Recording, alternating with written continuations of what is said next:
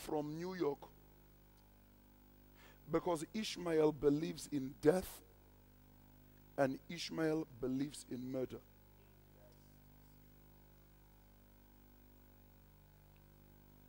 China is the only country that is not directly or intimately connected to the two sons. Russia is intimately connected to Ishmael.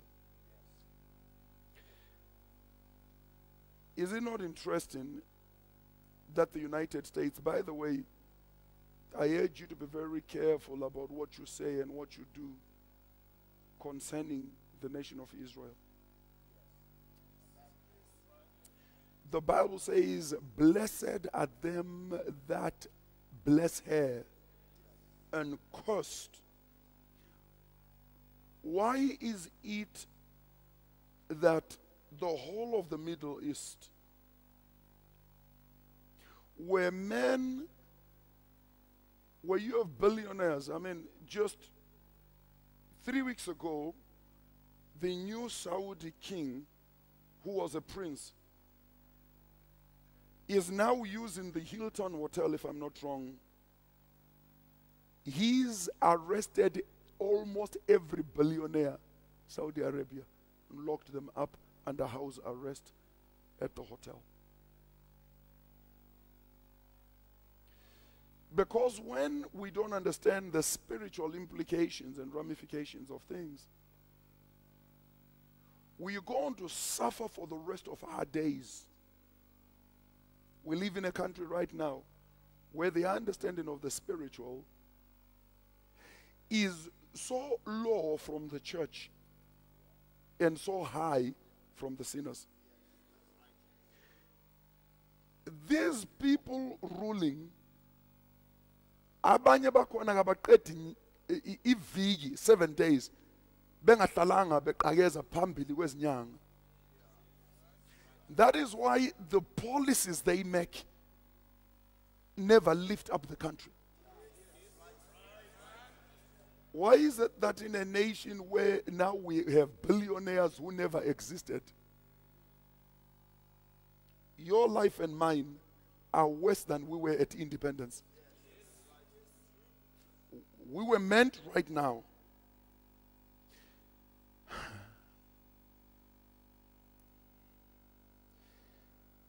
suppose many of the younger people here don't actually know that South Africa used to come and buy from Zimbabwe.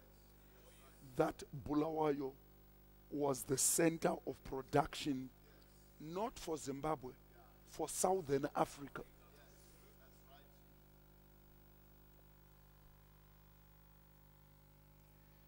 We came and we invoked certain gods.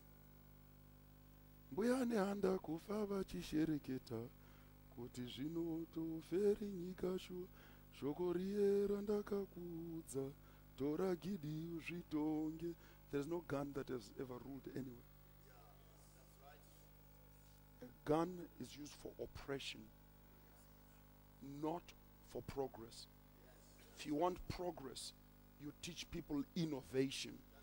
You don't teach them how to fight. So let's go back to Abraham.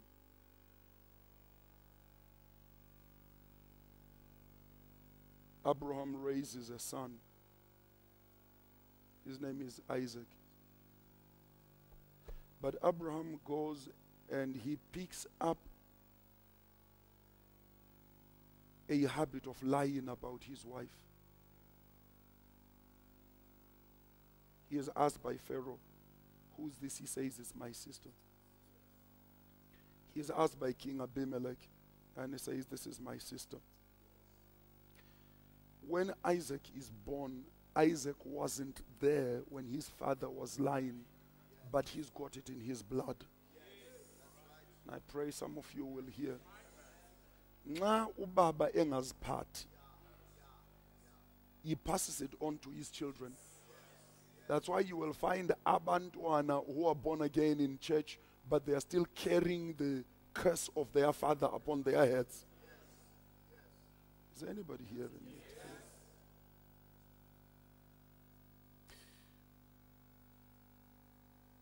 you have Eli. In fact, let's go to it. 1 Samuel chapter 3. 1 Samuel chapter 3. And you have Samuel, young boy, who has just been taken into the temple as an apprentice to Samuel the prophet. And the Lord said to Samuel, behold, I will do a new thing in Israel, at which both the ears of everyone who hears it shall tingle. In that day I will perform against Eli all the things which I have spoken concerning his house. When I begin, I will also make an end. For I have told him that I will judge his house forever for the iniquity which he knows, because his sons made themselves vile, and he did not restrain them. Therefore I have sworn unto the house of Eli that the iniquity of Eli's house shall not be purged with sacrifice nor with offering. In other words, Eli's sin has no forgiveness. We're making an assumption here that everybody is comfortable with English.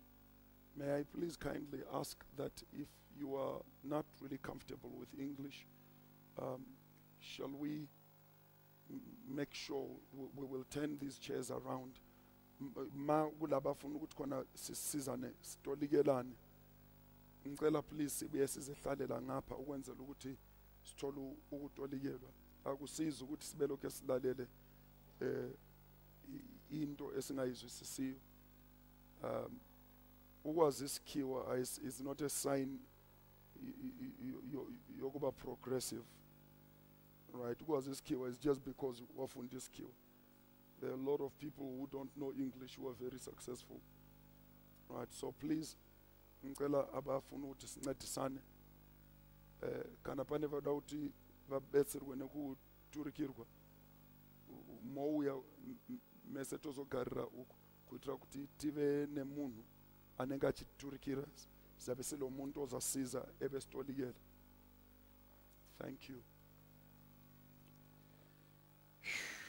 I want us to be done by 11:30. During that time I want to teach, and then I want us to open up questions, and then we can go and get ready for tonight. So the Lord says that the sin of Eli cannot be or will not be removed by sacrifice. Let me just speak for one moment into an issue. Yesterday, to those of you that were here, you saw what happened at the end of the service.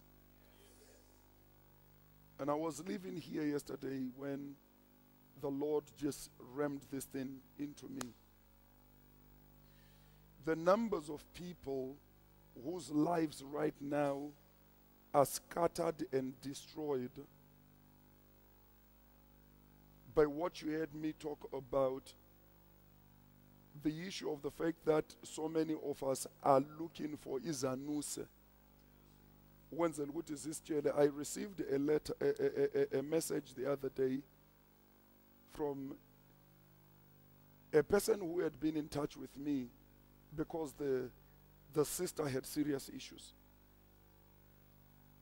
I prayed over the sister, delivered her, and then they sent me a message again and said, no, she didn't sleep well, blah, blah, blah, blah. So I called them in. I asked them to come. And I then said to her, but you are not even born again. You have not given your life to the Lord. And you've been involved in these cults. So I led her to the Lord, prayed for them, and then they went. About a week later, I'm getting a message. She wants to know, she wants to go to South Africa. She wants to know if the road is clear.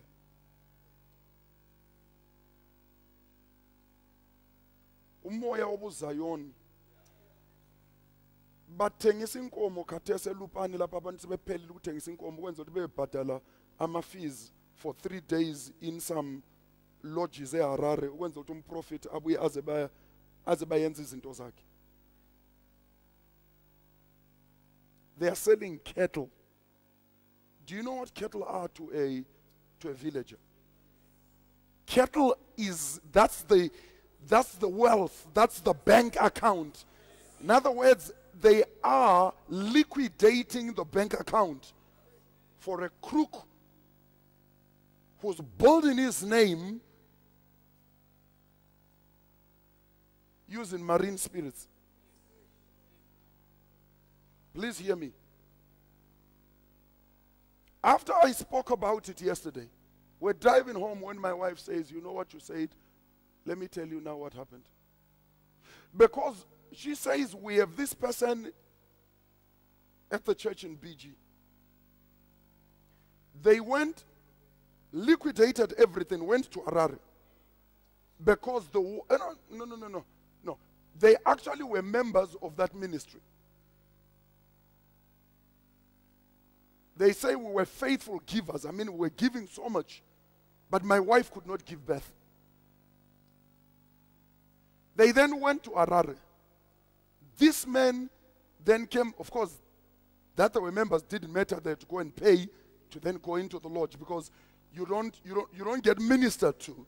You've got to book into the lodge because this thing is just simply a business. When the man of God, in fact, that term is actually wrong. I shouldn't be. When this man came, laid hands on this woman started bleeding. They have no child to this day. They have just come into the church now. And so now we're going to help them have a child. Please hear me. Need you to really hear me. Because we have so many people who are not born again, who never were interested in the kingdom. Sit up right, sir. That's right. You're a man. Want you to learn to be a man right here. When this happens,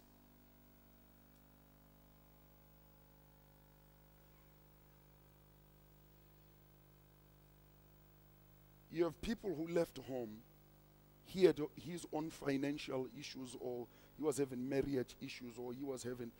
You go to a man like that and he lays hands on you.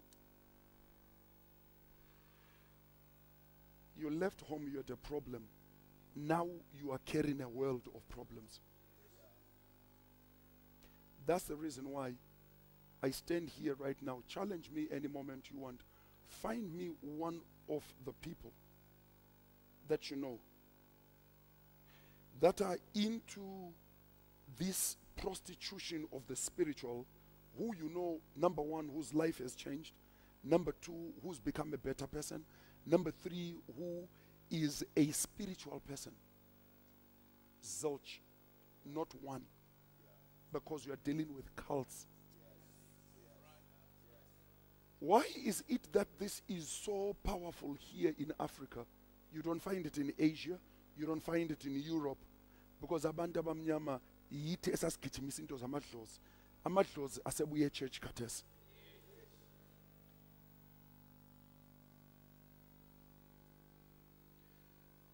Eli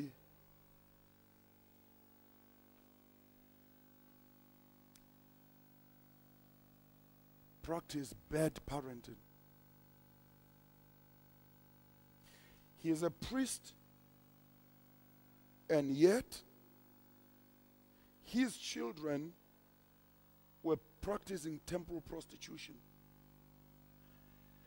God had spoken to Eli so much, but Eli refused to change until the Lord says that you exalted your children above my house. That's why you find a lot of ministers, please hear me, a lot of pastors, a lot of ministers who stand up on the pulpit, demand that everyone else change, demand that everyone else gets their house right, was their house wrong, wait and see how God embarrasses them by the behavior of their children. When I grew up, one lesson I learned is that pastors' children are the worst. It was just common knowledge. The worst children were the pastor's children. I got born again in a church. Kwakungavunyelwa church lapho engasindiswa khona mina ukuthi mangingena kuZupco ngihamba lo sisi sivele church ukuthi sihlale next to each other. Kwakuthiwa khona lizafundisona. So I had to let a sinner sit in between us. Yet when we would be having meetings eLobengula, kuthiwa Big Sunday, we would come thina bechabalala sasibuya ungela le mali ye lunch. After the morning meeting, we'd remain in church or go out, maybe have a coke, go back inside. Church would start again at 1, so it finished say 12, and start again at 1. Their own children of Obosahoho babengena in 2:30, 3 o'clock with their boyfriends, sitting together at the front with the whole church watching. I could give you an example of one of the men, but that would be wrong. And I could tell you right now where he is and where his children are, and you won't believe it. Ladies and gentlemen, oh, right, there are no ladies today. Gentlemen, I want you to understand this thing, because if we don't, we are going to be cataclysmic failures. But the time for failure is gone. We can't afford it. That's why we must, from this time, live here with divine passion and excel. Now, please take your seats. I want you to watch this. Abraham passes on his sin to his son. Isaac goes and lies about his wife. So does his son Jacob. 3 generations. Sin of a father. That's why today, please watch this. When you find a home where the father divorced his wife, I guarantee you, the son is going to divorce. The son's son is going to divorce. When you do things that are ungodly, you open a door. When you do things that are spiritual, you open a door. Is this making sense? Eli opened a door that God said never again would he have any of the offspring of Eli to become priests. You had to be of the tribe of Levi to be a priest. He is of the tribe of Levi. He got disqualified. That God said, not only you, but your children, none of you will become priests anymore. Look at us today. Someone run those back fences. You look at us today. Go and find out where the children of the business people ababesebenzisa imithi behlele emagrosa abo belevele lika mama elasikwe phila ngoba umuntu wakhona umele iphathi yakhona ikhitshwe ephila. In that shop they had success for 2 years, maybe 5 years. You found some of them had farms. When the father died, maybe he had 1,000 cattle. You find the cattle started dying. No foot and mouth, but the cattle start dying. Inkomo gazila happy to catch flus. No, they don't do that. But the cattle died. Why? because the time for the other side of the contract had arrived. There are 5 things I want to speak to you about. When we are done, we can re-chart our course as men and be successful. We have elderly people here. We have young people here.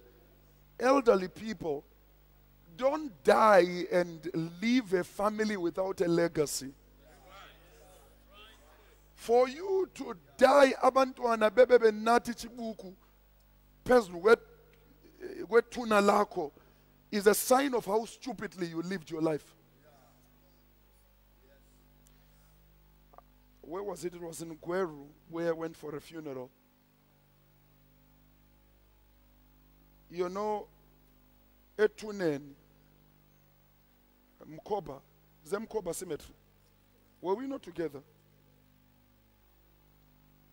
Babu Yalamambodlela, our castle, to put around as the decoration to show that an idiot was buried there.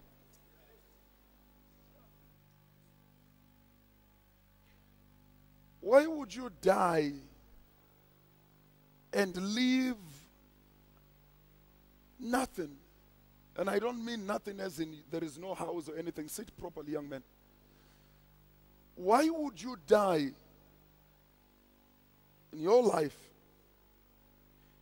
leave no legacy, leave nothing, leave children who can't say, Abazugulu, Udbatwana Ukulu, wasfundisa lokho.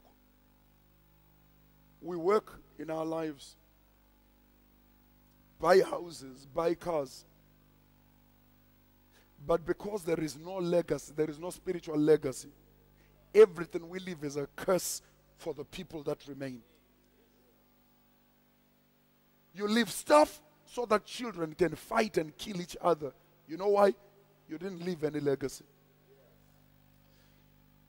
Legacy is therefore not material. It is not how many houses you left for the children or what cars you left for the children. It is the culture. It is a way of living. It is a lifestyle. It is you going away but yet still live. It is you being away and yet the children understand that we will succeed on the basis and the foundation of which our father or our forefathers left for us. That's why we are still preaching about Jesus today.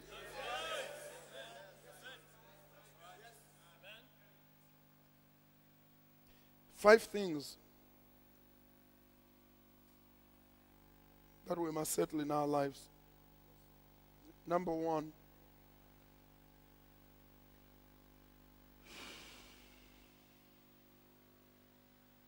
deal with your spiritual environment.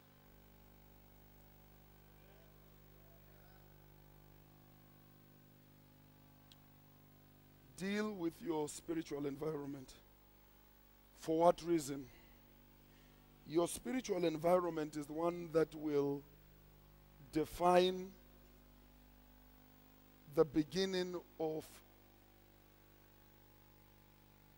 the 5 levels of fulfillment that a man needs in his life in order to live a successful life. There are 5 levels of fulfillment. If you do not follow those levels of fulfillment, your life is a mess right now as we talk, and you'll see it for yourself. The first level is your spiritual fulfillment. That's why I say deal with your spiritual environment. Spiritual fulfillment. The first fulfillment a man needs in his life is spiritual fulfillment. Amen. That's why this conference is about passion, about rediscovering your passion. Please hear me well. Your spiritual fulfillment comes from discovering your origins. Your origins have got nothing to do with you being black. Being black is just a color. This car is red. It's not its original color. When they are made, I think they are given a base coat that is like grayish. After the base coat, they then decide what color do we make it. So the color does not define the car. There are silver ones, there are black ones, there are whatever color. You can actually take it and change its color. That doesn't change the engine. So being black is not an identity.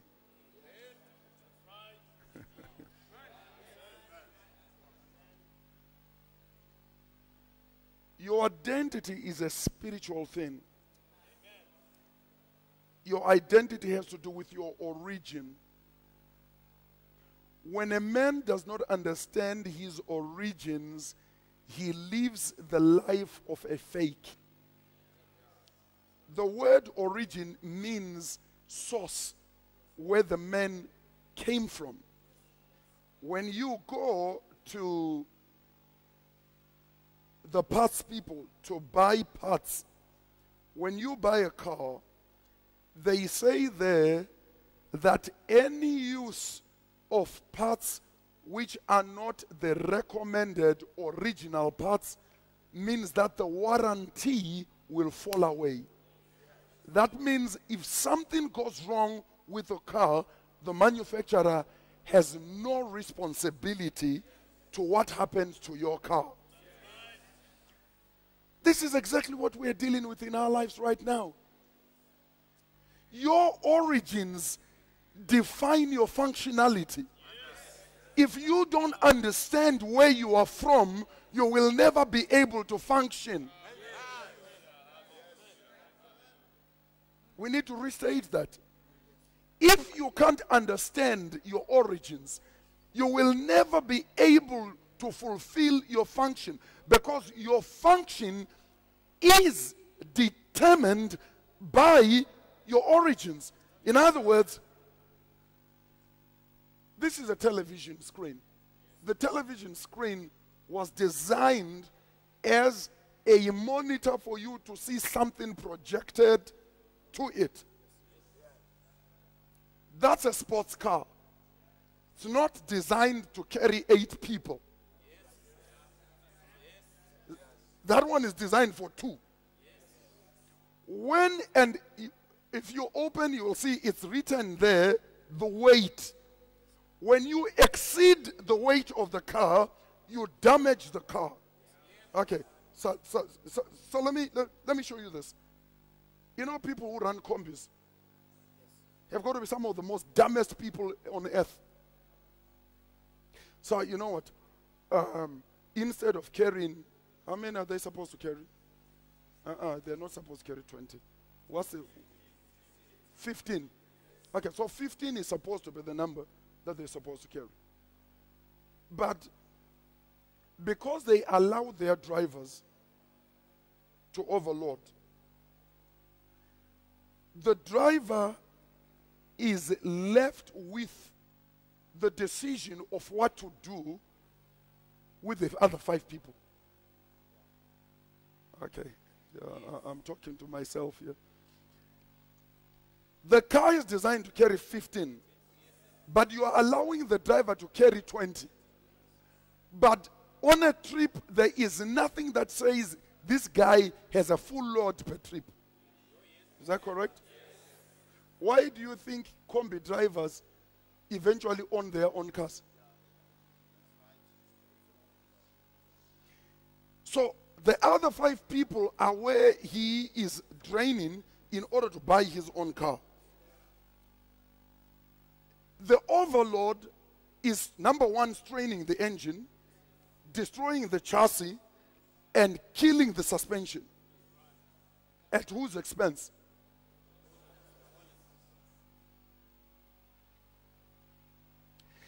Every cent he made from whatever extra people he was carrying does not cover the cost of the repair to the suspension.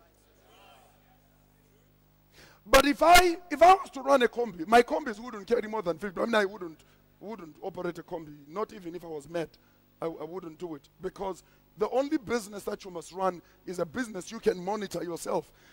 The moment you teach a person that they can actually steal $1, $1, just one. They don't have to steal 5, just $1. The moment you teach a person they can steal $1, the day the person is able to steal just $1 is the beginning of the end. They start with $1 until he's got something he needs to buy for $200. He will not take $1 because it's going to take him 200 days. Is there anybody hearing what I'm saying? It's called principle. When you are dealing with the origins of a thing, the origins define function. When you don't understand your spirituality, you have confused function.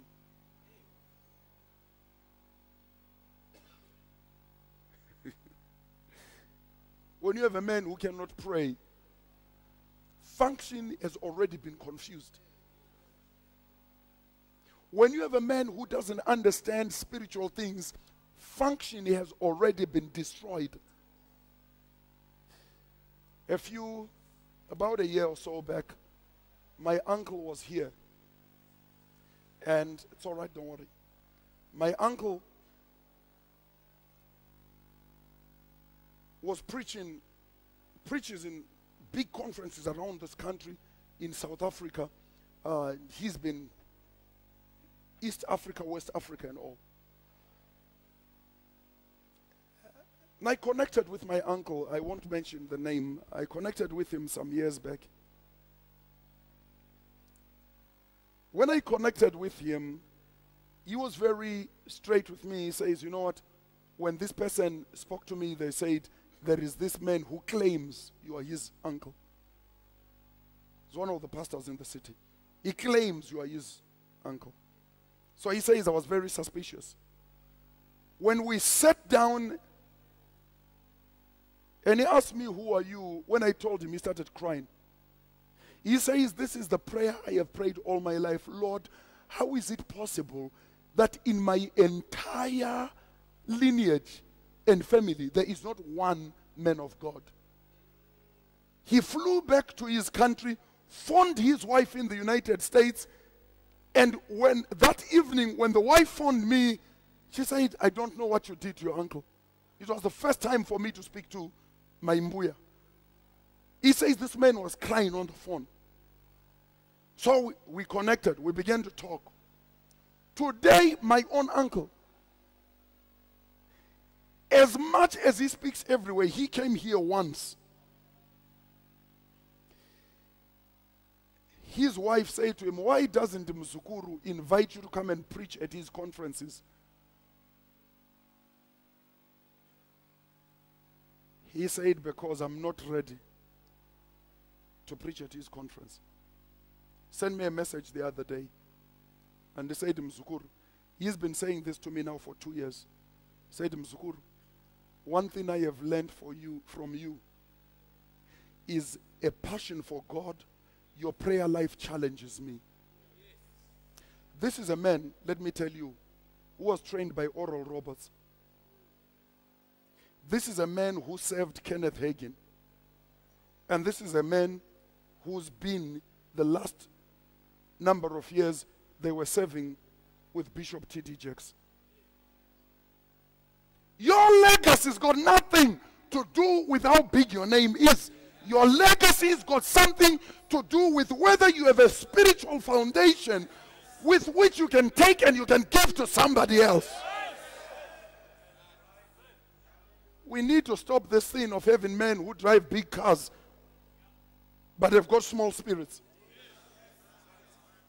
Is anybody getting this? We need to stop this thing where we have men who are outwardly successful but inwardly dead. Please take your seats. Let me show you this. So the first thing that you need in your life and mine is what? I didn't hear you. Just say it one more time. Spiritual fulfillment. Spiritual, meaning that which is divine, that which is of God. Fulfillment, that which brings me into a place of contentment. Are you sure you're getting this? Religion doesn't fulfill. Religion does not fulfill. Only relationship is fulfilling. Is this making sense at all? So first, number one, every man needs spiritual fulfillment. Now quickly, how do I become spiritually fulfilled? Number one, the word of God must become the foundation of my life. Jeremiah 15:16, thy word was found and I did eat it, and thy word was the joy and rejoicing of my heart, because I am called by your name. Psalms chapter 1, verse 1. What does it say? Blessed is the man. I didn't hear you. Blessed is the man. Say it one more time. Blessed is the man. So this man is blessed. Why is he blessed? Because he does not walk, nor stand in the way of sinners, nor sit in the seat, but his is in the law of the Lord, and in that law, this book of the law, Joshua chapter 1 verse 8, shall not depart out of your, but you shall meditate on it day and night. When? Day and night. When? Day and night. When? Day and night. You don't meditate 5 minutes in the morning and think you'll be successful. Never.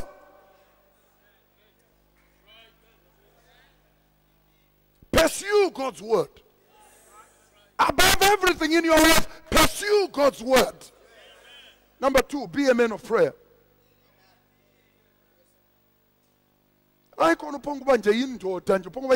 Just because you have got a male organ or because you wear trousers. No. Because you can lead your family, you can lead other people into the kingdom. That's what being a man is. Are you aware, by the way, that the definition of man in the Oxford Bible is one who has served in the armed forces? That's a dictionary definition of a man. One who has served in the armed forces.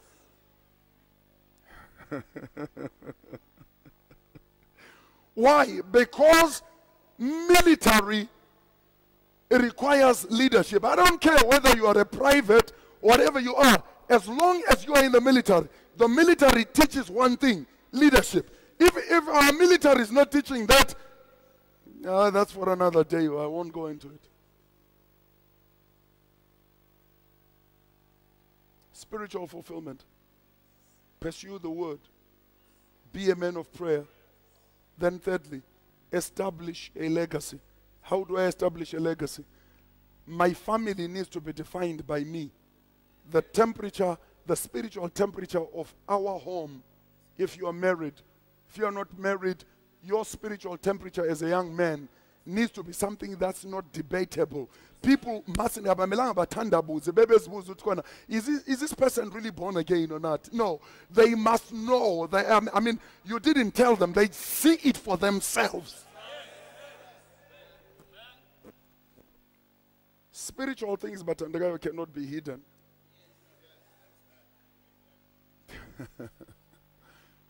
You are a man of God, you're a man of God. You're not a man of God, you're not a man of God. There is no in between. Agula man of God, is not. You're a man of God, you're a man of God. You're not a man of God, you're not a man of God. It's that simple, it's that straightforward. Today, all of us will be men of God. Let's go. Number two. So the man must start where? Talk to me, someone. It's got to start with spiritual fulfillment. The man can't come here unless he starts where I'm standing. For me to climb up here, I can't wish myself there. I've got to be able to to climb. And in life, shortcuts are only found in corrupt places. But there is always payday to corruption.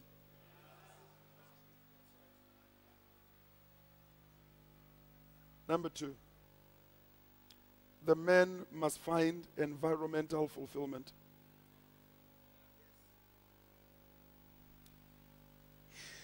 Somebody needs to totally open that door. I don't know why we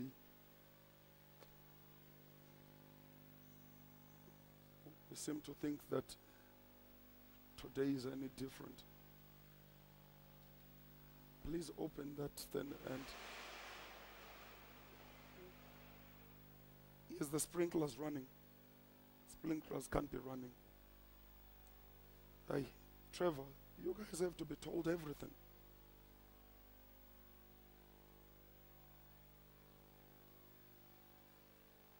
Environmental fulfillment.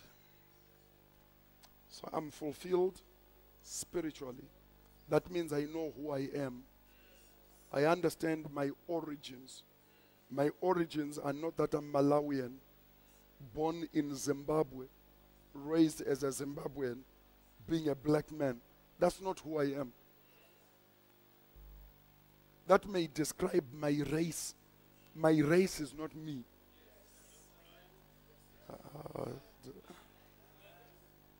I received a present of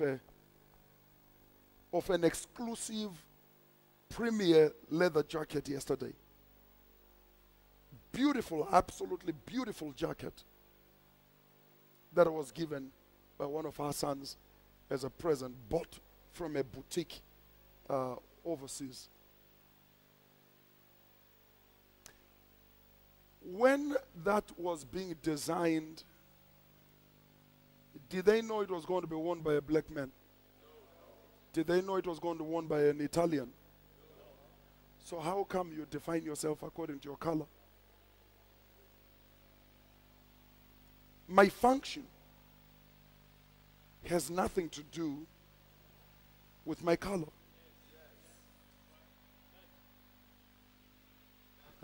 Let's go back again. When I can find who I am is a function of my purpose. My purpose can only be found in my origins. I cannot find my purpose unless I understand my origins. This is a Chrysler sports car. It's not for towing a boat. And it's not for going to Jambes.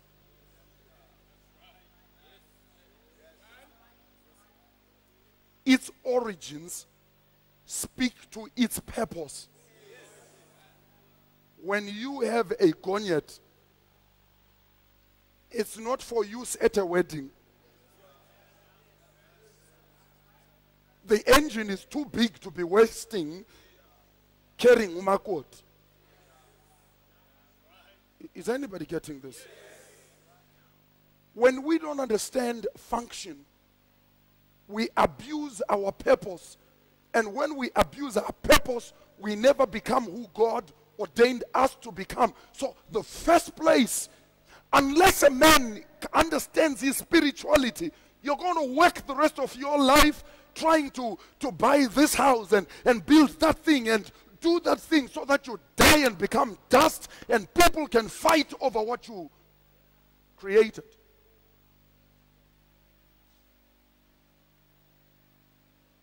What's happening to the Mugabe dynasty now?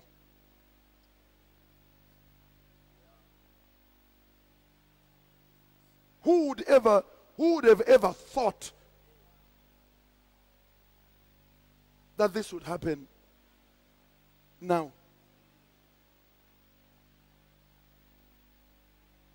When you don't understand your spirituality, what you do is you go and live on the level of superfluity. And when you are living on the level of superfluity, everything else that is minor becomes major, and what is major becomes minor. Is anybody getting this? Look at how much time we men spend with our children. We expect teachers from Founders High School and Msiteli to raise up our children.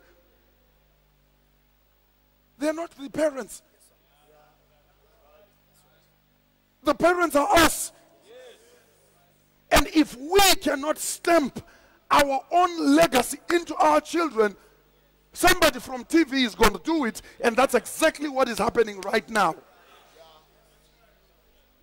But the problem, it's an origin problem. Do you say it's an economic problem? It's not an economic problem. In actual fact, did you know that in the world there are no economic problems? Okay, that's for another day. There are no economic problems in the world. There are only passion problems. A man with passion goes and takes a problem and turns it into an opportunity. There are no economic problems in the world. Here we are. Okay, let's start right here. Here we are in Bothwell. We have a white man, a Jew, who is making tons of money collecting steel, scrap, selling it locally, and sending it to China. What is he doing? Taking junk in South Africa and in Europe. They're collecting all the plastic and using the plastic now to make logs, planks. You can never tell it's plastic unless you hold it or unless you carry it, because it's very heavy. The plastic is now also being used to make droppers for fences. That thing that you stepped over when you were coming into the building, that's making someone a billionaire. There are no economic problems in the world. There are only passion and imagination, vision problems, not economic problems. Anything you tell me right now, I can tell you the option to it.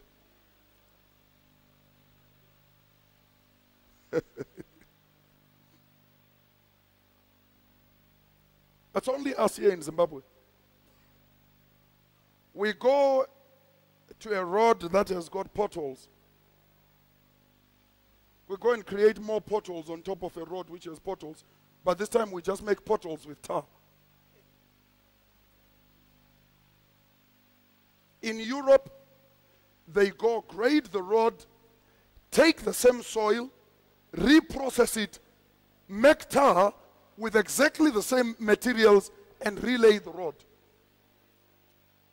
You ask one of our guys here, how much is it going to cost to relay a road from here to there? Something which would cost $200,000 in Europe costs $2 million here, because they know someone will sign because they need 10%. There are no economic problems. They're just passion, imagination, and vision problems. So you start off with origin. If you cannot settle your origin, who am I? I'm Bothwell. That's my name. That's not who I am. That's the identity that was given to this spirit here by my parents when I was born. So who am I? I understand I'm made in the image of God, so that makes me God. Now I know some of you will struggle with the doctrine. But the Bible says it very clearly, and we're not going to debate it, Psalms chapter 8, but have I not said ye are gods, and all of you sons of the Most High? How can a son of God not be a God? Is anybody hearing this? So, as God, I then understand that my function is to act as God, behave as God, influence as God. That means when I go into a situation, my function is to do what God the Father would do, were He the one physically there. That's why the Lord Jesus Christ, understanding this, He said, I can't do anything except what I hear and what I see the Father saying and doing. Origin. Did anybody hear what I said? Yes. Origin. But when you believe you're a man and thing that you need to do is to have sex with as many women as you can, that's because the problem is right here. You don't understand who you are. You are just a big penis walking about. Most men are nothing other than a penis. The whole structure, they are just one big penis. Why? Because their whole life is centered around sex. That's the challenge of the black man. You can't give a black man $1,000 more without him thinking about which woman can he now have access to. Why has it not bothered you guys to ask, how come you don't hear of so many illegitimate children bred by white men who are not even Christians?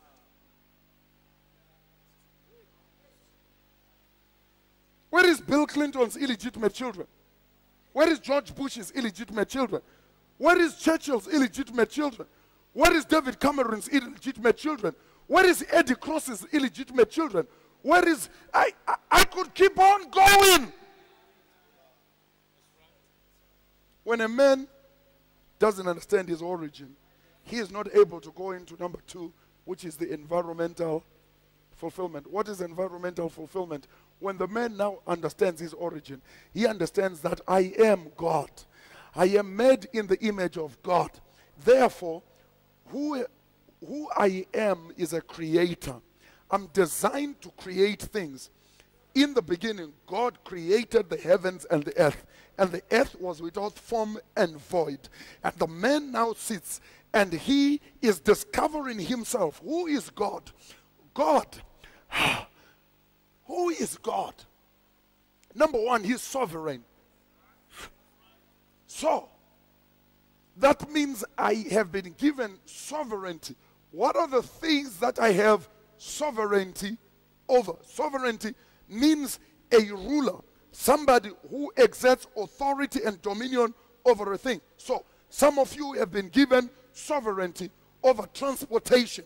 Some of you sovereignty over a sport. Some of you sovereignty over medicine. Some of you sovereignty over farming, livestock production. Some of you sovereignty over education and knowledge. Some of you sovereignty over banking and finance. You can never excel in any of those things until you understood the first place, which is the origin. So I understand, because God is sovereign, that means I have areas where I am sovereign in myself. Take your sense, take your sense. Let me go. What's this? Number 2, God is holy. That means separated. That means he lives by a certain code of life. So, I ought to live by a certain code of life. I have things I cannot allow to come near me. I have things that I should not be involved with. I have people I must never give access to me.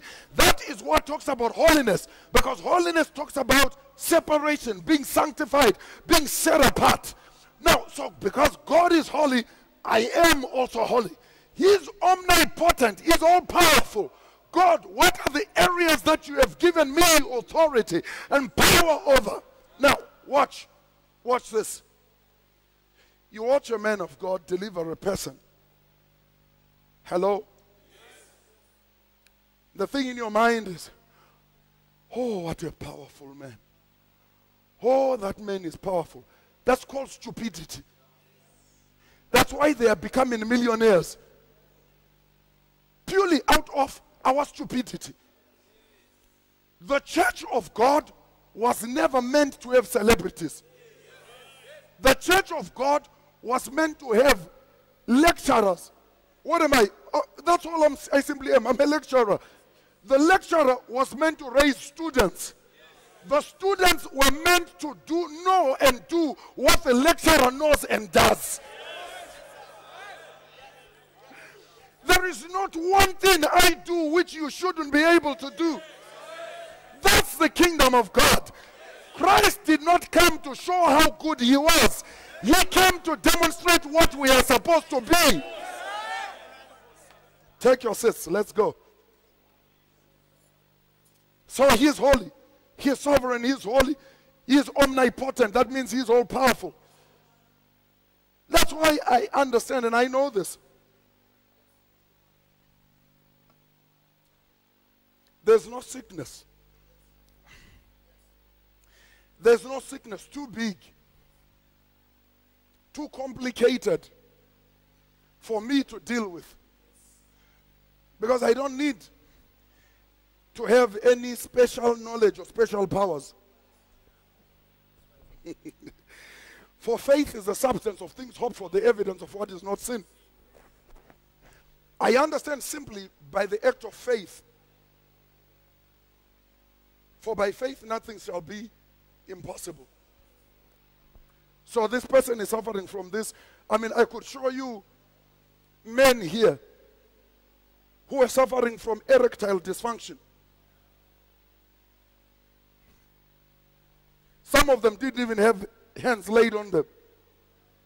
Spoke the word.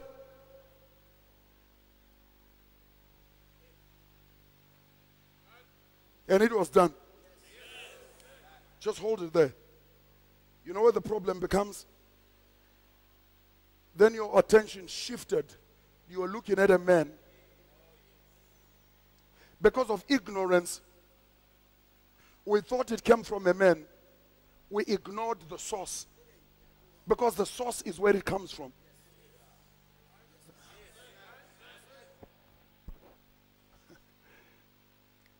This is a Chrysler. It's just one of Chrysler's products. In other words, if I love Chrysler, I don't love this car, I love the company. Because the company that makes this year will make better tomorrow.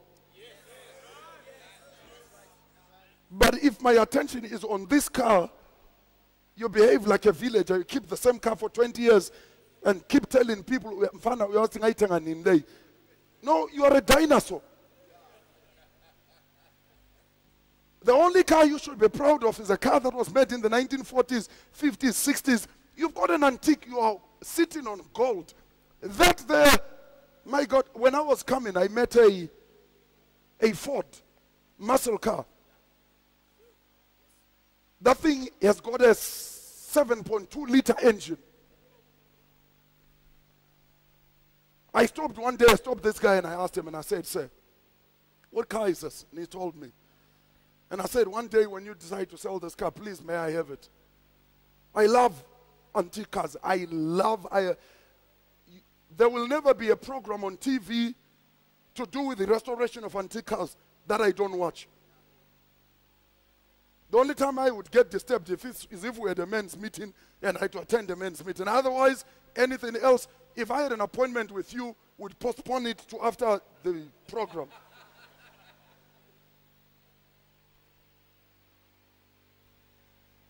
Your environment is always seeking for someone to conquer it. It took someone's imagination to think of this set. And some of you highly likely haven't seen anything. This set was deliberately done to portray a man's world. This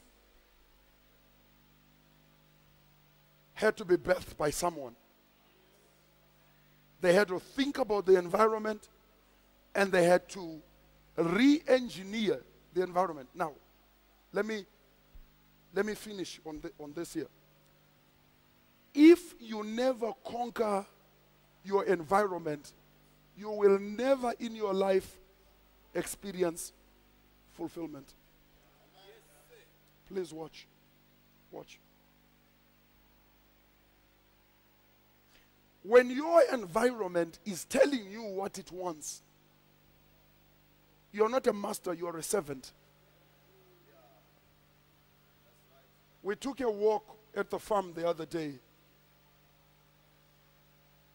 Don't even remember who I was with. We have a dam at the farm that we need to scoop out. In fact, we have 2 dams that we need to redo that are right in front of the house. So a place for the ducks, the geese and all and all.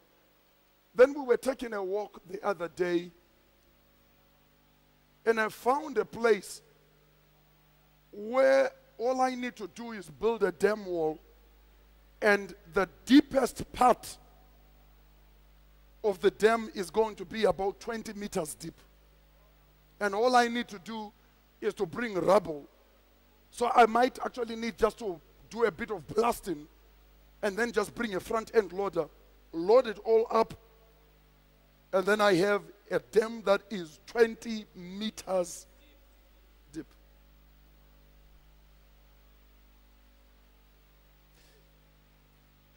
Why hasn't someone done it? Because someone didn't conquer it. The man looks at his environment and the man says, I can't keep going round the river. If I build a bridge across here, my trip will become 5 minutes instead of 1 hour. The reason many of us men are frustrated is because we are accomplishing nothing. Going to work and having a job is not an accomplishment. Having a good job, being called managing director or anything, going in and just sitting in an office is not an accomplishment. It only becomes an accomplishment when you are creating things.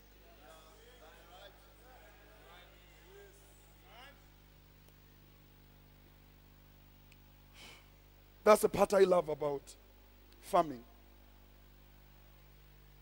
That's because farming is dynamic. With farming, no 2 days are the same. It's so dynamic. You have to be, you deal with this today, tomorrow you are dealing with the other thing, the following day you are dealing with another thing. This brings us to the function of a man in terms of the conquering of his environment so that he has fulfillment.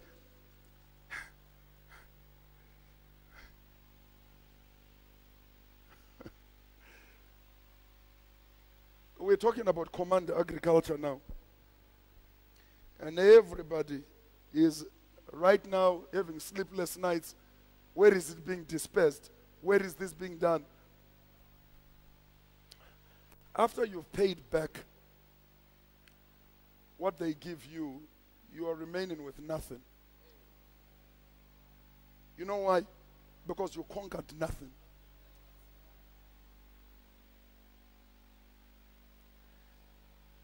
The one thing I love about the white culture is a culture of creativity. Kids in American universities are creating world-changing products, whilst we are sending our kids to NAST just to go and get grades, having created absolutely nothing. In fact, NAST really should be shut down and be rethought. National University of... I didn't hear you. What science and technology have come out of NAST? They haven't even made a borehole.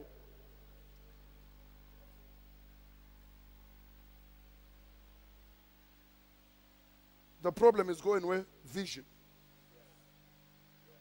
You need to fire the most senior person there. In fact, possibly fire all the people there and rethink NAST. It was meant to be a place. We should be manufacturing our own borehole pumps by now. The only thing we can make is culture. You have a university, you can't even make it culture.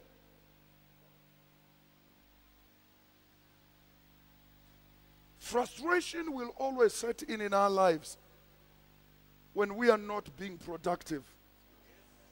That's why pastors and so-called prophets have to keep on creating prophecies. You know why? Because there's no productivity. one of the things you have to keep on dealing with within our environment, which is a black environment, is the chef mentality. The mentality that I must be the boss. No, you must be productive. You shouldn't be the boss. Just be productive. Conquer your environment. What needs to be done with your environment? If I come to your home, does your home say you are in charge? You walk into a person's home, so the house looks like junk. You enter the house looks like junk. No, you've got a dead person living in a dead place. And frustration sets in because there is no fulfillment. Why do you think civil servants are such a difficult lot to deal with? Because the civil service is not run on the basis of productivity. It's run on the basis of appearance. As long as William 17, that's fine. You work in a place where you're supposed to serve people. Nobody's setting standards how many people you must serve a day. So you just serve as many people as you like. If you are accomplishing nothing in your environment, you will never have fulfillment. The problem is, number one, if you have no spiritual fulfillment, you have no chance going forward. You can only conquer your environment because you understand your spirituality. Steve Jobs was a spiritist. Elon Musk is a spiritist. All these people who create products are spiritists. Why do you think Japan, China are the manufacturing hubs of the world? Because they are spiritual nations. They believe in Shintoism, they believe in Buddhism, they believe in Hinduism, they believe all these things. It's only the Americans who rejected God. And now you have to elect someone like Trump who says bring the jobs back to America. It's a little bit too late. Because the Americans aren't willing to pay more because they can't produce those goods at the prices at which Asia can produce them. Number 3.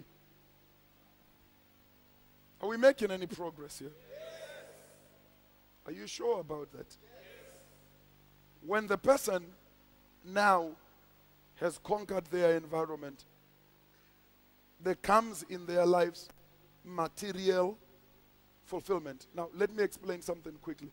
Material fulfillment is not a pursuit. Material fulfillment is a byproduct.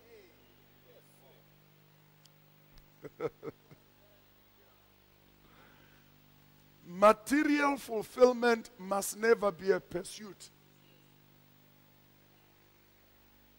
Look at how we were raised up. One day I'm going to start working. Then I'm going to move out of Chabalala. And I'm going to get a flat in town. And when we started staying in a flat in town, we had arrived. We used to walk from the flats to go to Hayfelis. Because we live in town, we don't have to catch a combi or drive from Chabalala. We lived right in the thing. We were in the mix.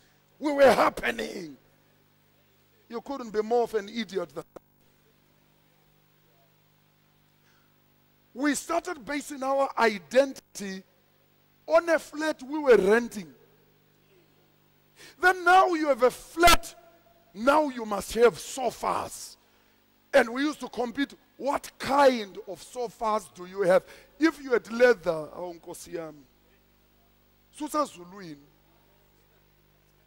you didn't need to seek anything more. You have arrived. Then something amazing happened. You bought a beaten up second-hand car. You were ruling. Some of you didn't hear me. I said you were ruling. Saturday morning, there is a ritual that calls an emafletin. Does anyone know what it is? Cleaning the cars. Polish the tires. Then ubususuga. So we had a cars. If you don't have a loud radio, you're not happening. Ekas, you choose amankazana owafunayo. You have a flat screen TV, you have a car. What else is there to live for? What else does a man need in life? That's why you and me got cockeyed here. We are still battling with it to this day.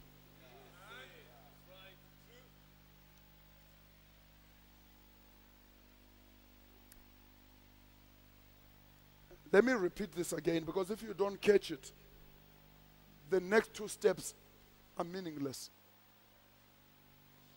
After your spiritual fulfillment comes your environmental fulfillment. After your environmental fulfillment comes your material fulfillment. Your material fulfillment must be a byproduct of your environmental fulfillment. I said some of us here, we have been gifted by God. We were meant to conquer the finance world. We're meant to conquer the engineering world. We're meant to conquer because we are sovereign. Is anybody getting this? The sovereignty means we are meant not to compete at the same level.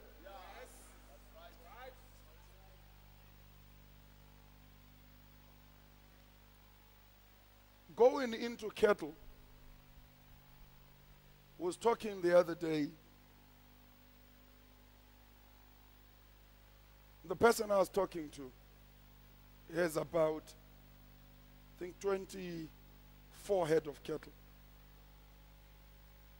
So we were talking, and he was saying, so how many cattle do you want to start with for breeding? So I said, no, we'll start very small. We'll start with 200. And he says, how imfundis? 200 cattle. You see what happened to us? There is no glory in living small. I began to think, what would you call a decent head of cattle? How many cattle would you call decent? I believe an average man should have 500. In other words, with 500 head of cattle, when you're amongst other men, you shouldn't open your mouth. You must just keep quiet. You just shut up. Are you sure you're hearing me? When you have 1,000, you are trying to break out of ordinary. When you start having 2,000, 3,000, now we are beginning to talk. At about 5,000 is where I believe now we can ask you to stand up and talk to the men, address the men. Not this thing, you've got 38 of cattle. But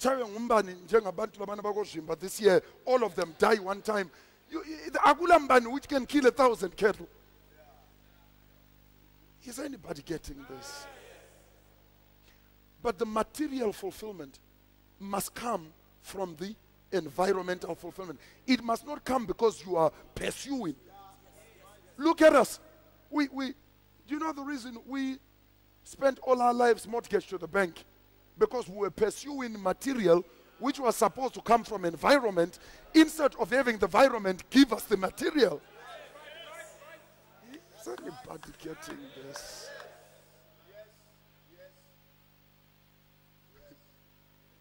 You're not supposed to be sitting there and thinking, one day I want to drive this car, and one day you're supposed to be so busy with your calling that you have no time to be thinking about these things. But because of your calling, the things come looking after you. Is this making sense? That's why we fail to break out of poverty. Because we didn't understand the steps. We said leave Zimbabwe, go to Botswana, South Africa, the United Kingdom, Australia, the United States, Canada. We thought. But because we were not focusing on our fulfillment of who we are, we were focusing of when I go back, mawusubuyele ekhaya, so figure le pasigili lakho. And the people look at, hey, ndota. 1, 2, 3, 5 speed, ndota, 5 speed, ndota. What they don't know is it belongs to the bank. It doesn't belong to you. Why? Because it hasn't been financed by your fulfillment. It's being financed by the bank. Our lives were supposed to be financed by our abilities. Is this making sense? We're talking about the needs of man. He has spiritual needs, which must bring him spiritual. Talk to me, someone. From there, he has environmental needs, which must give him environmental fulfillment. From there, he has material needs, which must be supplied by his environmental fulfillment. I think you're getting it. Number 4. Some of you know where this comes from. We were at a men's camp 2 years ago. I woke up in the morning praying. I had my stuff prepared that I was going to be teaching. After spending some time in prayer, God said to me, take your chair, take your notepad, go and sit outside. I took my chair obediently, quickly. Took my chair. When it comes to the Lord, I try to be the most obedient son. I grabbed my chair, grabbed my notepad, went outside, put my chair outside. In fact, the man who came to collect me found me still seated outside. I sat outside. The Lord said, start writing. These are the 5 things men need. I said, yes, sir. What are they? Began to write. Now, the book is complete. What I'm sharing with you is less than 10% of what I have in the book. Because when I begin the book, I begin with material from my newest book. You were born to eat the grapes. That's the title of my newest book.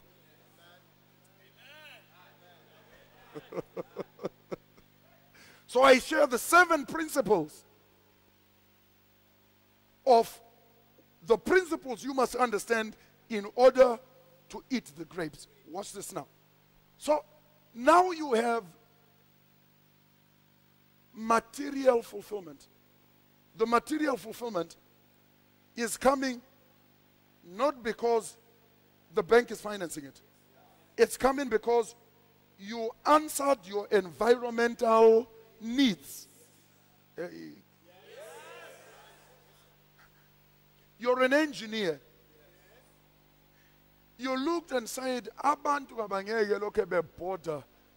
Now there are some weird suburbs. Just trying to remember. Mahachula. When you are going to Mahachula, they only make suburbs like this in Africa.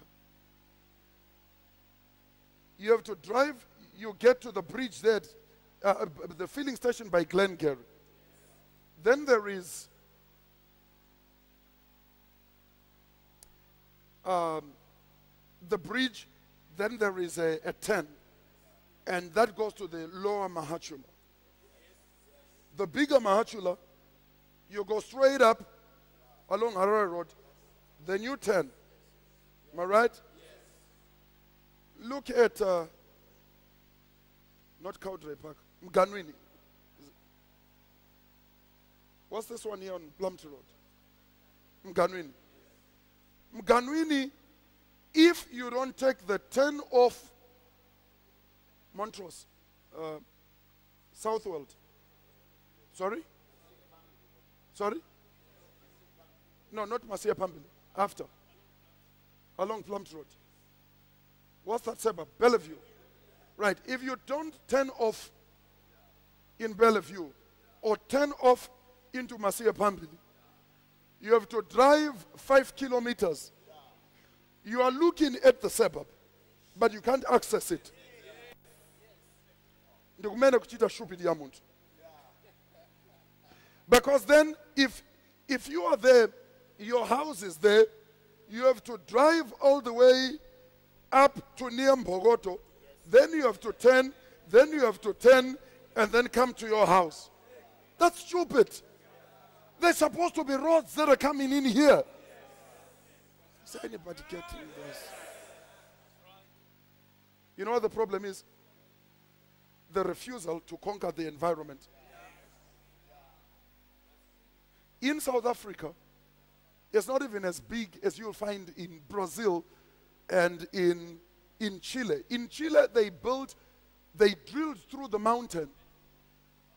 I think it's possibly the longest tunnel in the world. It's about 5 kilometers inside the mountain, driving. There is a channel that connects, is it France to the UK, Scotland? To UK. It's underground. It's under the sea. Tina Locust Porter, you have abantu abathala. Sit up properly, young man. Sit up properly. Don't lean. You're not a geriatric. If you drive from here and you go to Philabusi, turn left at Philabusi, and you go down, what's the dam? Mayfair.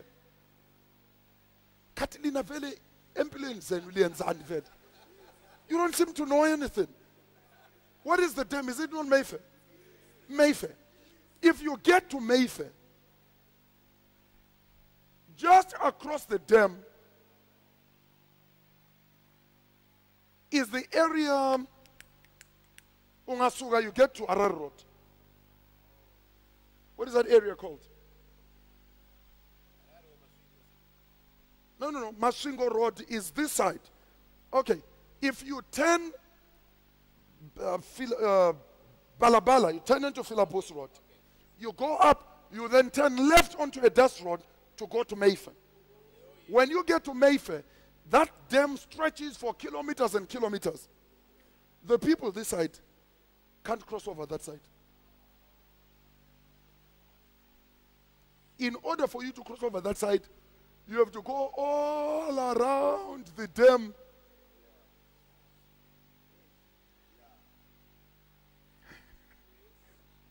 Are you telling me with abantu abangale we dam they have no need to up?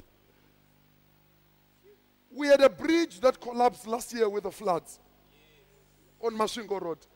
How long did it stay before it was fixed?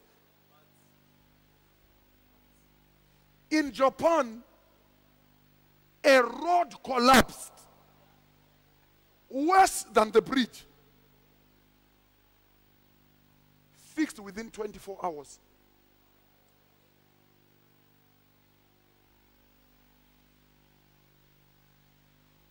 If you don't conquer your environment, how do you conquer your environment? You answer a need that is in the environment. Please, I need every man to get this. Please don't miss this. After you have conquered your environment, the people come and they say, thank you. Thank you. Thank you. What is a toll gate? Thank you. Thank you for a smooth road. That only applies when you're in South Africa. Bridges in the world, you have bridges that are called paid bridges or toll bridges. When you arrive there, you first say, Engube Baba. You have to swim across. And swimming across 5 kilometers is not exactly right now. Let me tell you, if you land at JFK Airport in New York, that's the biggest airport in New York. When you land at JFK, you have to cross over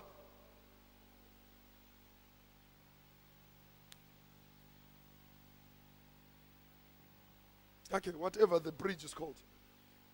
The bridge is about 2 kilometers.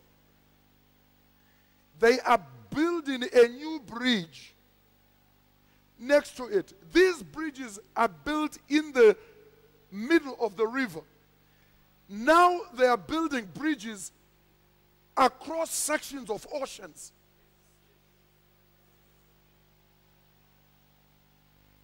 Thina amabhasi lokhu afika ame ngoba umfula ugcwele.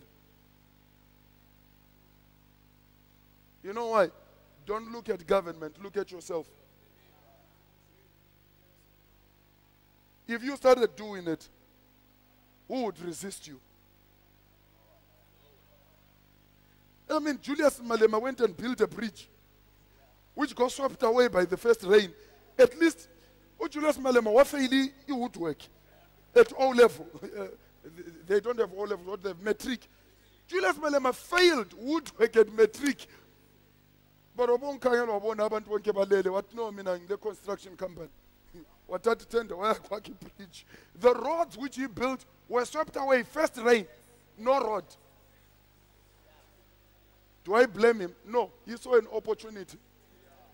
People were sleeping. He went and fulfilled it. At least he had the concept right. His quality was kaput, but he had the concept right. When material fulfillment has come, watch this now. So now, people are thanking me for crossing my bridge. People are thanking me for my engineering design. Why is Mark Zuckerberg worth billions of dollars and he's only just about 30 years old? Because every time you open WhatsApp,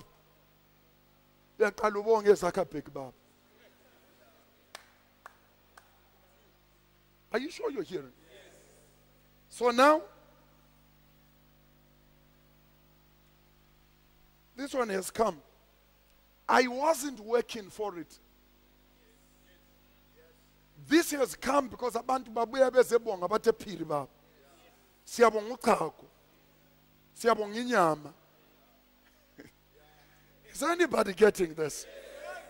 I never sought after this. I didn't have a vision. Oh, I have a vision of a 5-speed bicycle. I didn't have a vision of a 5-speed bicycle. I had a vision of cattle.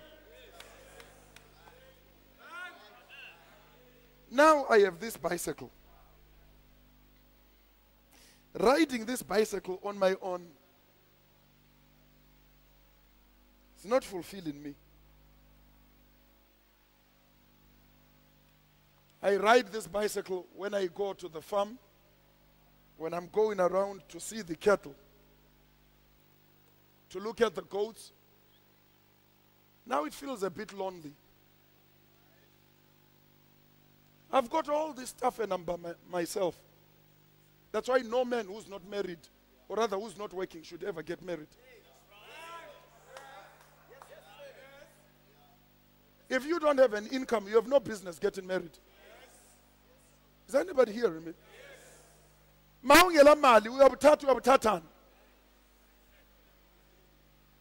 For what reason?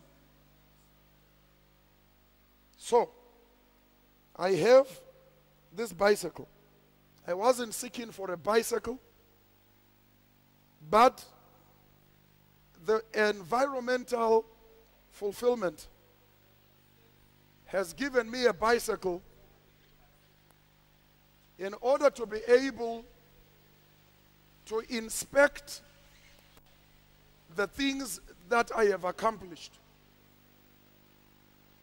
So I have accomplishments. But now when I'm riding by myself. I've been so consumed with this, so busy with my vision.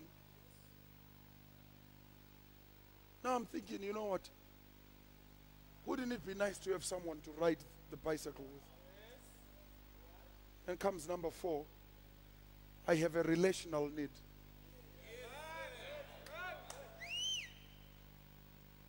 Is this making sense to anyone? My relational need is what defines who I marry. Watch. I don't marry the person because they've got long hair or short hair, or because they are tall, or because they are light, or because they are thin. I marry them because they fit into this environment. It is someone I would like to ride the bicycle with. So I'm not going to get married to someone who doesn't like bicycles. Is anybody getting this? The person I fall in love with, she may be a woman, but she loves the smell of cow dung. She doesn't get to the farm and say, sis man, kungcolile lapha. She puts on boots. She goes there and she says, teach me how to milk. She wants to know how to skin an animal. She wants to understand the makeup of the animal. She wants to know, because she says, you know what, some of the days you won't be here, I need to be able to do this by myself.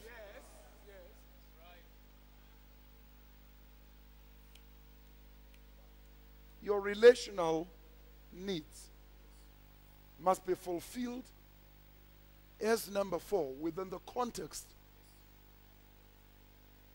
Your material needs have been fulfilled. To go and get married when you have nothing.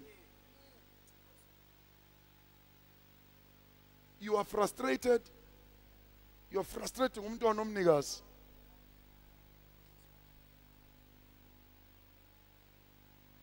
People are laughing at her. How could you get married to a man like that? Say, no, I have faith. No. Use your faith, then get married. Is this making sense? Yes. There's so much to say about the relational. This is the mess majority of us here made. This is the mess I'm trying to help the young people from making. Many of us married for beauty because she was the most beautiful girl in school. You didn't love her. She was the most beautiful girl in school. The reason you wanted her was because everyone said she was beautiful. You knew nothing about her. You knew nothing about her heart. You knew nothing about her personality. She hates animals. She hates what you do. That's why she's not even interested. When you go to the farm, she doesn't want to go. When you come back from the farm and you start talking about animals, she's not interested. You know why? She's not a part of your world. Remember, you married her either for sex or you married her for her beauty. You did not marry her because she had anything to do with your origins. This is why the Bible says that do not be unequally yoked. Is anybody getting this? If we did what I am telling you right now, you would be a mechanic. Next thing you will find your wife in overalls coming in underneath the car with you and saying, because now she already knows 12. She doesn't ask 12. She knows how to check. And in fact, even ama numbers esengekho uyakhangela ukuthi no ngu-12 lo uthi hayi ngifuna u-12 ngu-12 yena lo. Why? Because she is exactly who you are. Is anybody getting this? You are a welder. She's removed all her fancy clothes. She's wearing overalls. Uyakubona ubaba abangabawelda lana abawelda amagede elokitshini. Ongabona unkosikazi la emile khona phana welda la. Unkosikazi abe lokhu ebukela umubango. Lo sibaya endlini. That's because you are in unrelated worlds. Why? You violated the process of achievement.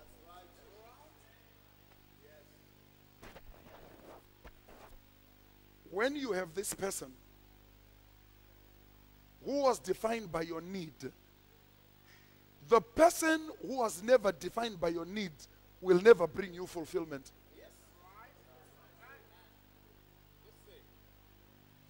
The person who was never defined by your need will never fulfill that need.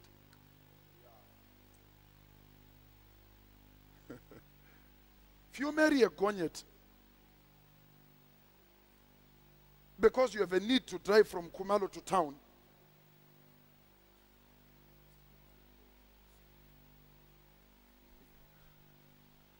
or you marry a Honda Fit because you've got to do trips from Bulawayo to Durban. Is this registering?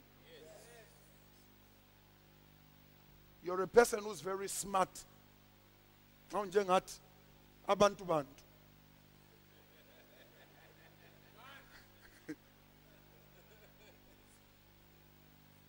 Remember, she was the most beautiful girl in school. You married her, you didn't know. Good lapa sukuma konenzini. Kule mamba les mamba phakathi ekulawunji. Ngenxa yedote phakathi.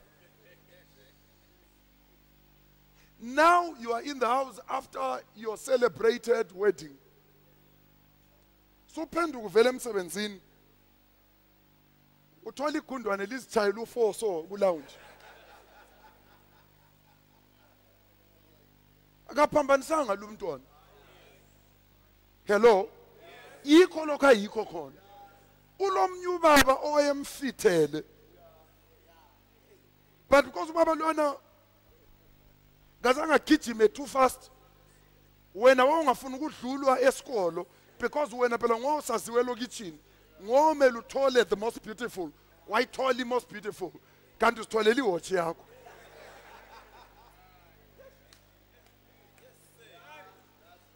But uwatch lwana phela kwakulomnye uwatch. Ababemele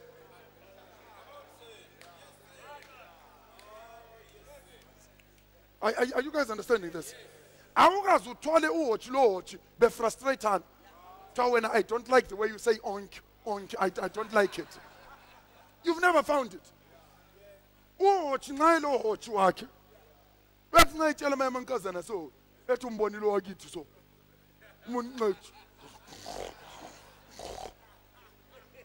Because that's who she is, that's what she's looking for. She gets fulfillment from what? That's why I don't care how beautiful your pig is, your bull will never ride it.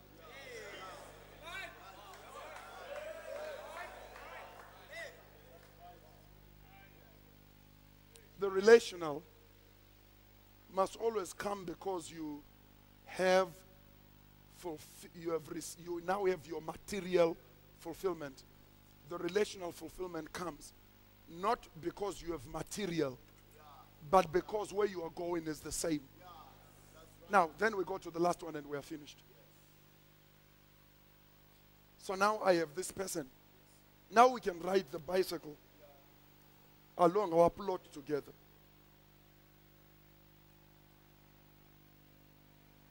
There now is a desire for me to perpetuate me.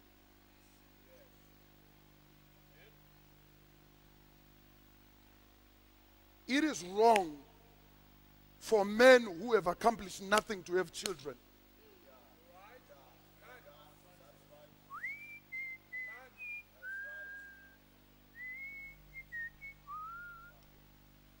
It is wrong for frustrated men to have children. Why?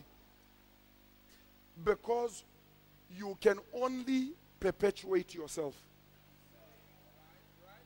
The myself I want to perpetuate is the best of me. That's why Gudala, for the salad generation, please listen.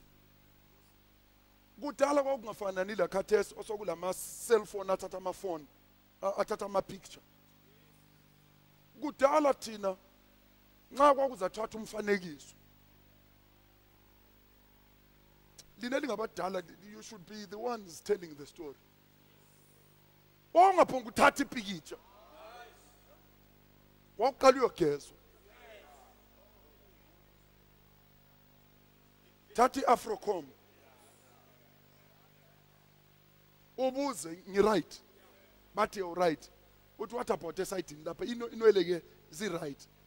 Because every person on earth was designed to only perpetuate their best. This is the edge of stupidity, where you see on Facebook. This is the picture on Facebook. Dear friends, I am at Baragwanath Hospital. So why are you taking a photo? I am at Baragwanath Hospital. The doctor said they may operate. Please pray for me. Utshela abantu abaku Facebook ukuthi bakhuleke. Ngoba nabaku Facebook obaziyo nabakhulekayo. Those days we used to take real photos.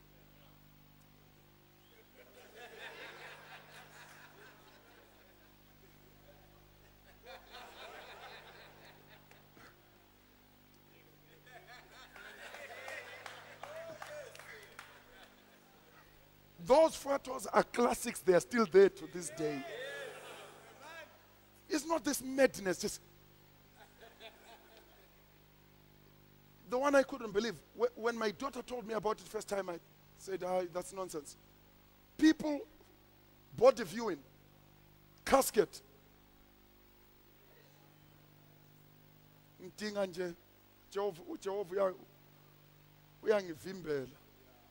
One person will try and do it here. See the funeral. And by the way, for those of you, when you have funerals, please don't let it be the responsibility of the pastors to set the rules. Your family must be one that sets the rules. Your own uncles, auntie-men, please have respect. I've never understood the thing of taking photos of umuntu ofile. Nobody. How many of you have had someone every year tell you 30 photo? How many of you? Katesing it's saying feel. You now want a picture. Tagat.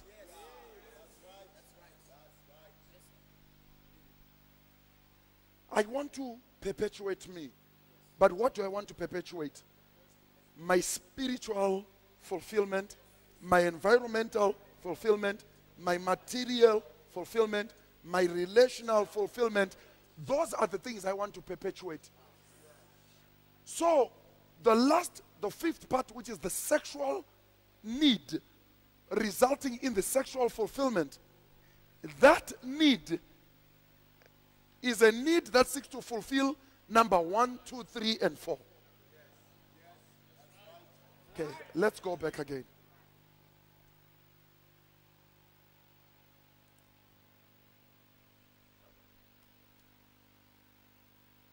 You are doing nothing, you are accomplishing nothing, you are going nowhere, but you want to have sex. For what?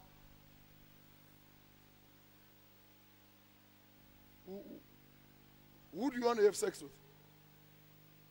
That's why you've got to find a fool to have sex with. Is anybody getting this? If I was a woman and I have a vision of my life, why would I agree to have sex with you? For what purpose? What am I seeking to perpetuate? It's like people have known each other for 2 days, or they just met, now they're having sex. What are they perpetuating? We're perpetuating our meeting 30 minutes ago. So the sexual need arises from the spiritual fulfillment, the environmental, the material, now the relational.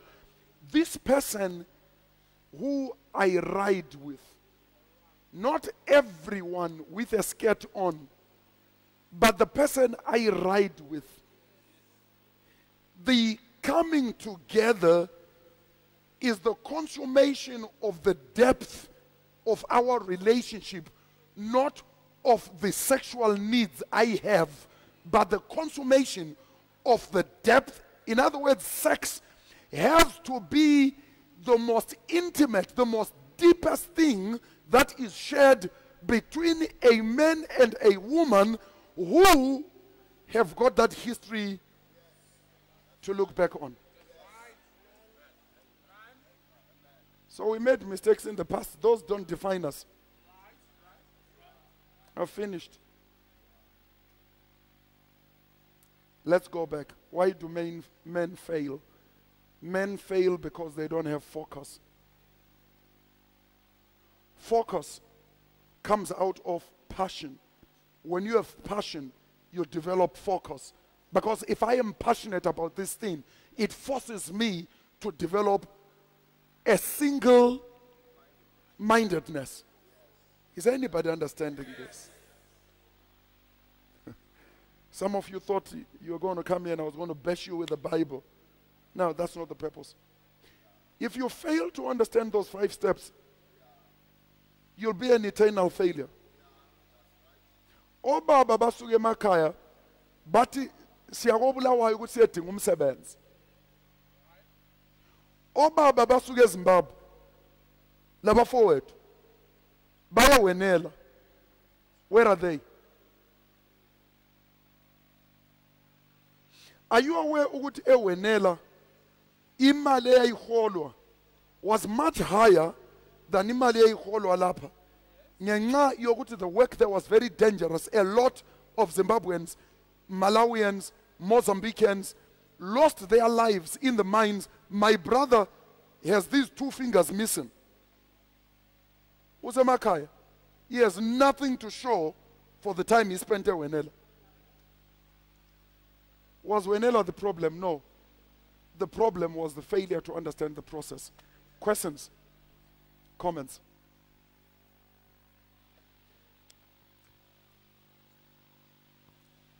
Good afternoon, sir.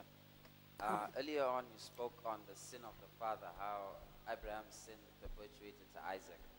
And my question is a son, how do I stop the perpetuating of the father's sin? The perpetuation of the father's sin is stopped by the son assuming the original identity.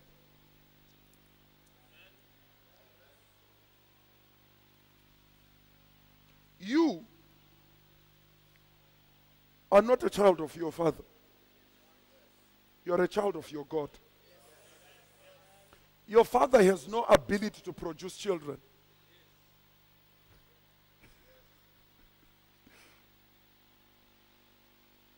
The Bible says, for the fruit of the womb is the blessing. Father.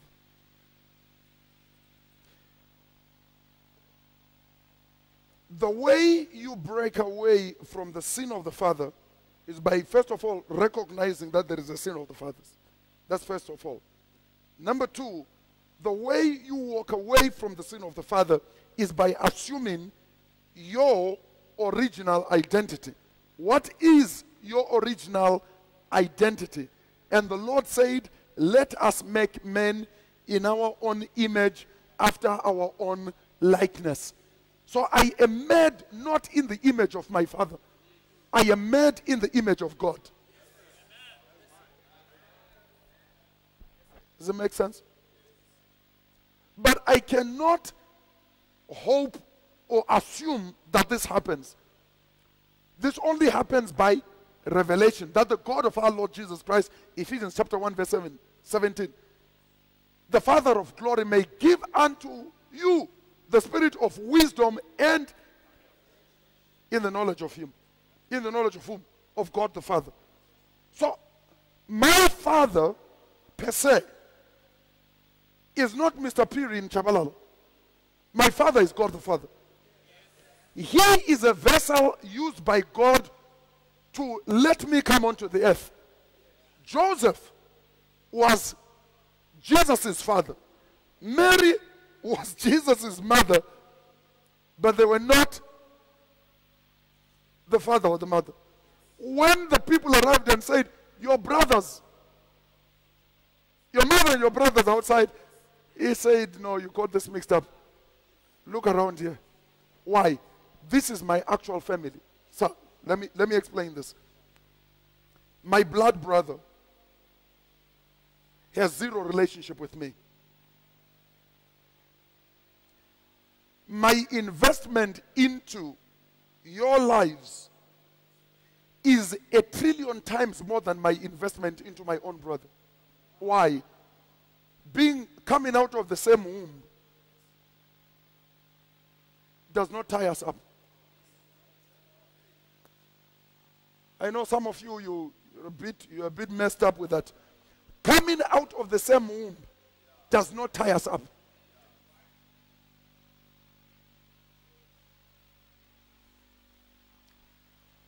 Spiritual fulfillment, environmental fulfillment, material fulfillment, relational fulfillment. Who is my brother? Jesus asked them. Then he gave them a parable. A man was walking down the road. Robbers fell upon him. A priest, his priest, from his synagogue, passed by, looked at him, look, let's my problems, and he walked past. A Levite, umtikon, came, wakangela what bazafuna ukuthi ngikazi ubhala ama statement bekazi kumbuza athe saka wamona iremon wathi amro no saka, who do you suspect? What lokuza ngihlupha, walked past. A Samaritan who is an enemy of the Jew was passing by, saw the man, went, got off his horse, took the man, put him on his own horse, and he walked. In other words, we are not told how many kilometers. Then he got to the hospital, offloaded the man go emergency unit. What would doctor, any procedure you do on this man, if there is need for surgery, signed a blank check, left it at the hospital, said, fill in the amount when you are finished. I'll be back after a week to come and collect my brother. Then the Bible says, who is this man's neighbor? In other words, who is his brother? My brother is not my blood brother who lives at Chabalal. Now I know this messes up your theology. My brothers are sitting right here with me.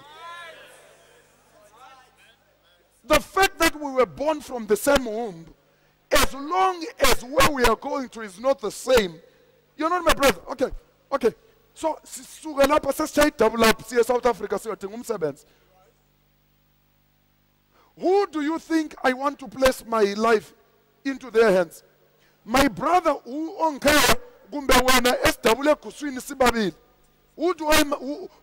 do I trust? So, for those of you who thought I have a brutal relationship, if you never understand this, your life will always be defined by people who should not be defining you. Never define your family on the basis just of blood. I have a place where my blood family comes in. I have a place in terms of my destiny. My blood family has nothing. On my will, please hear me, no one in my blood family appears on my will.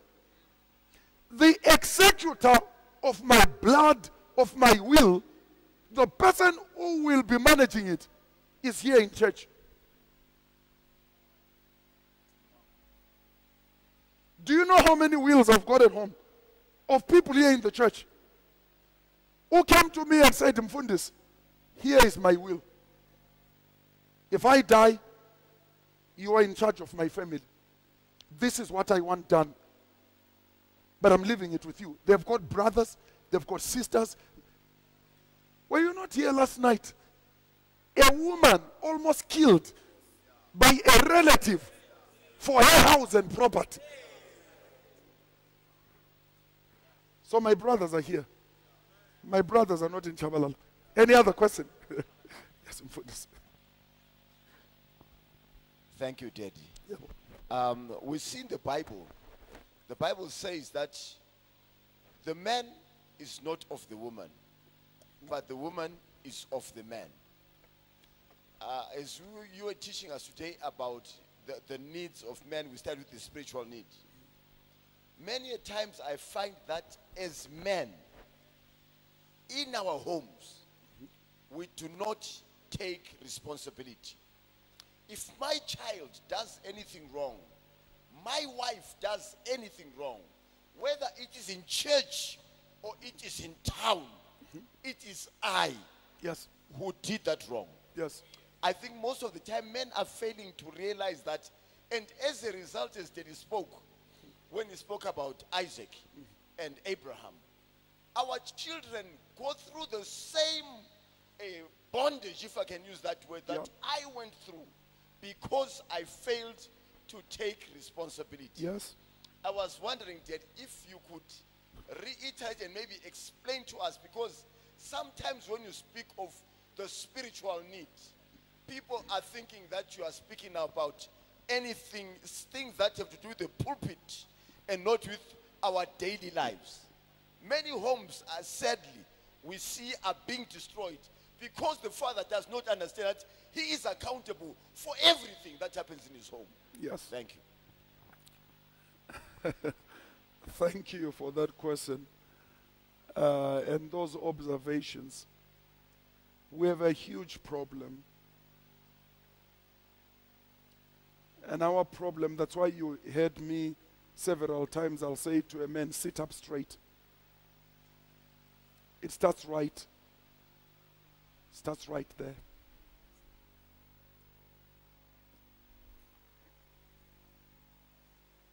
You have no self-respect when you sit like this here. You don't respect yourself, and you don't respect your environment.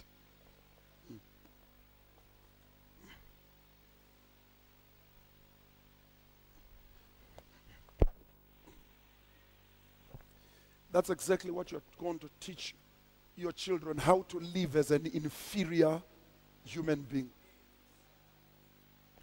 Where did we get it from? Most of us, we watched our own parents. They came back late from work. They knocked off at 5, but we left power.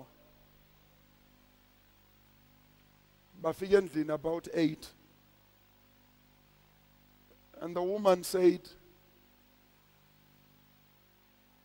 uThemba ubulali window le next door. Wena Themba, buyala. Comes and sits down. Ubusenzani? Ayintshobona ule ngqondo zikanyoko wena.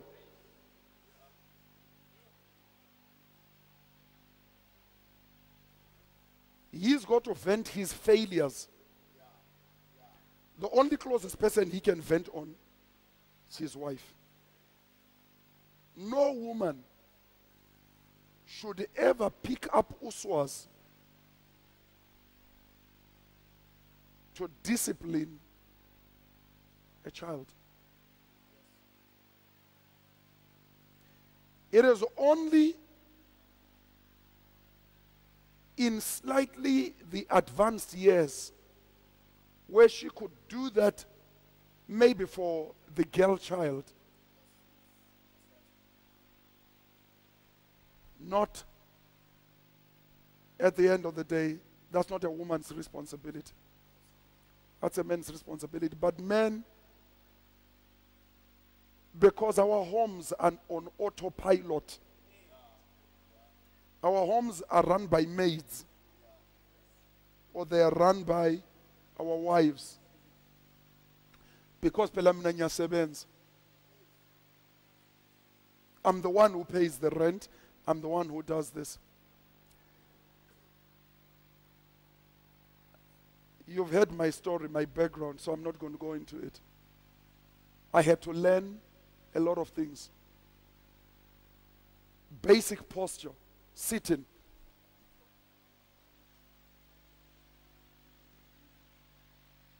What does it mean? This means respect attention. That means, what can you tell me? That means I'm a parasite. I don't have the ability to support myself as a man. That means I have no bones, I have no backbone. You're just like a piece of slime because I don't have the ability. That's why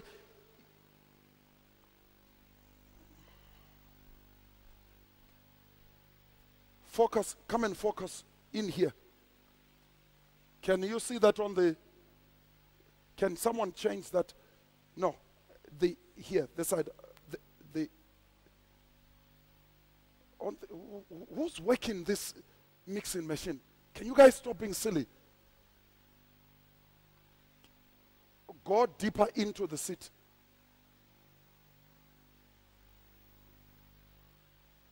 I want the whole seat. I want the, okay, doesn't matter. You'll never find my car seat.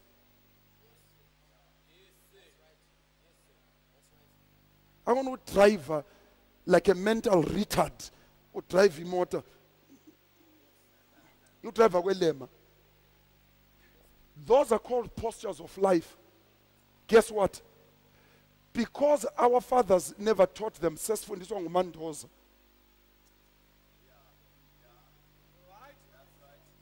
many of the young people here, their fathers have been South African movie actors.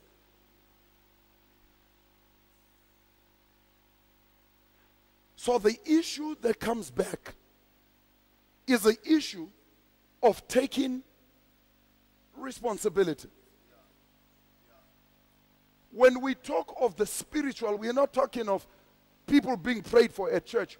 We're talking of you having a prayer altar. In other words, if you are sitting here as a man and you have children, and your children don't know the time you pray,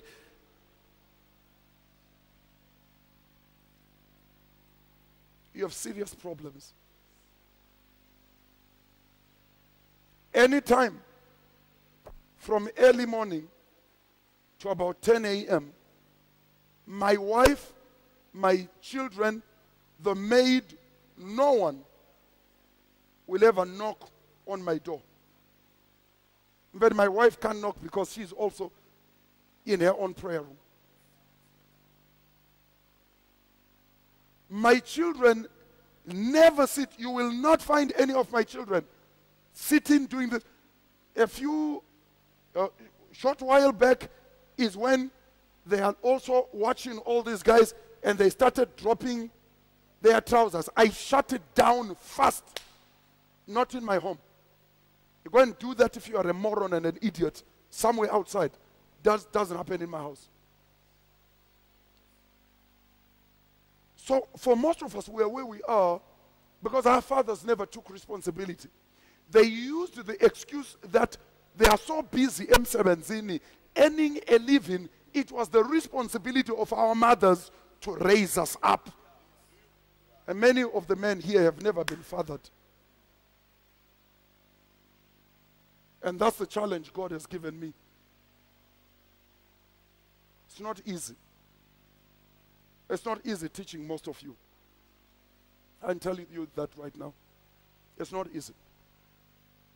Because even when you say it, it's one thing to hear it, it's another thing to practice it. The family altar. Calling your children and your wife, telling them Tuesday at this time, Thursday at this time, whatever day, sit down, break your Bible open. What do we learn from this? Let the children speak. You create a family altar, you create a spiritual atmosphere that when your relations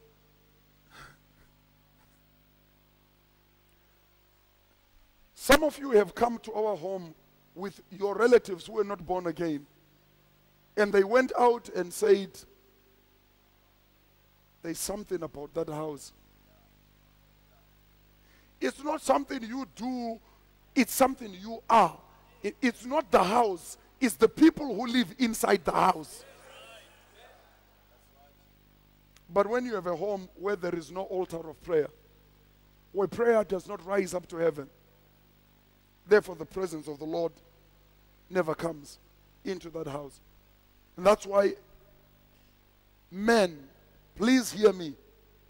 When you hear a man talk, unless he's insulting you, what we're doing here is mentoring.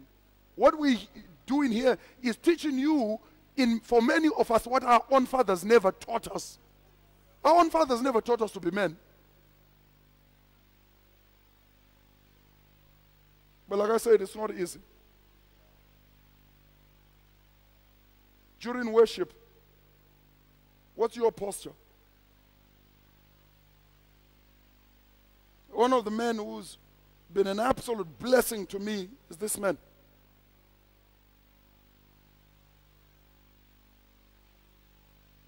Very short time in the Lord.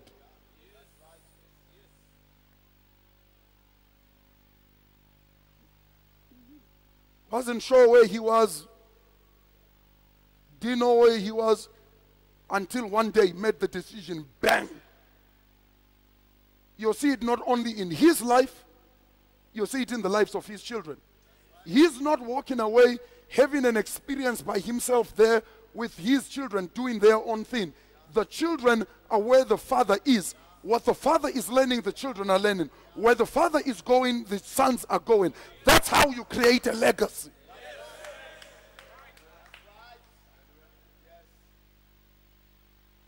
We don't learn Batandagayo by just sitting, hearing, and then going and doing our own thing.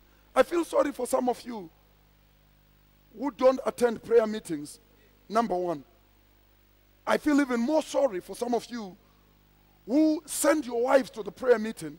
I feel worse for those of you who are not only, you're not in the prayer meeting, your children are not in the prayer meeting.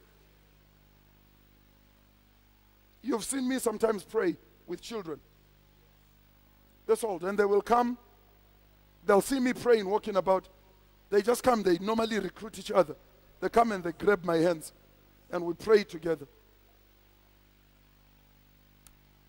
If this is not fixed there, I'm very jealous for the young people, because the young people are hearing and learning what even senior pastors in many ministries don't even know. They've never heard what we're talking about here. God has given you the opportunity to ensure your life doesn't go through what some of us went through. The reason, by the way, Joshua is not here is because he's preaching tonight. And he requested me and he said, please, I want to spend the whole day in prayer, if it's all right with you. And I said, no, that's fine. So that's the reason he's not here. Is it too late? It's only too late when you're dead. Have your children ever seen you raising up your hands? Have your children ever seen you on your knees? Because that's the only way they know who the boss is. Not on your knees to a prophet. No, on your knees before the Father. Have your children ever seen you lie down, cry out to the Lord? Have your children ever seen you in the presence of the Lord, weeping, tears coming down? If they haven't, your work hasn't begun. The spiritual legacy you leave children is teaching them their origin. Once they know their origin, it doesn't matter where they go. Juanita is flying back to the UK, I think, towards the end of January.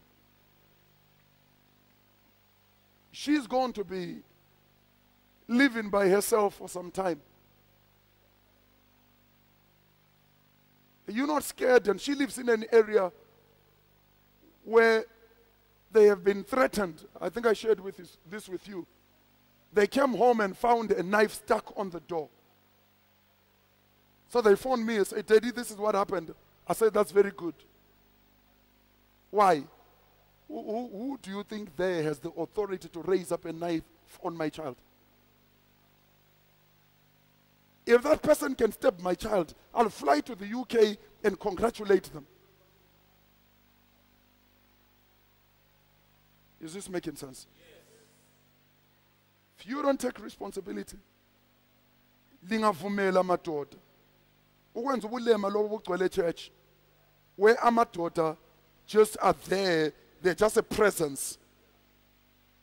Every woman in this church, every youth in this church, every child in this church was supposed to learn everything they learn from these people who are sitting here.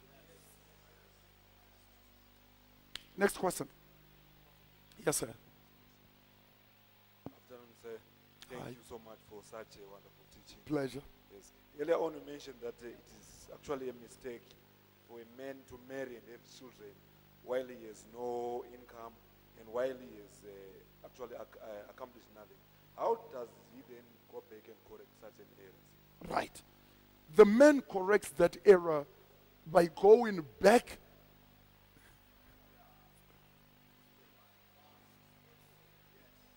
What did I hear you say? So the man retraces his steps. He's already in the situation. So he goes back and he goes and he says, Father, I messed up, but I'm going to make this right. So he discovers who he is.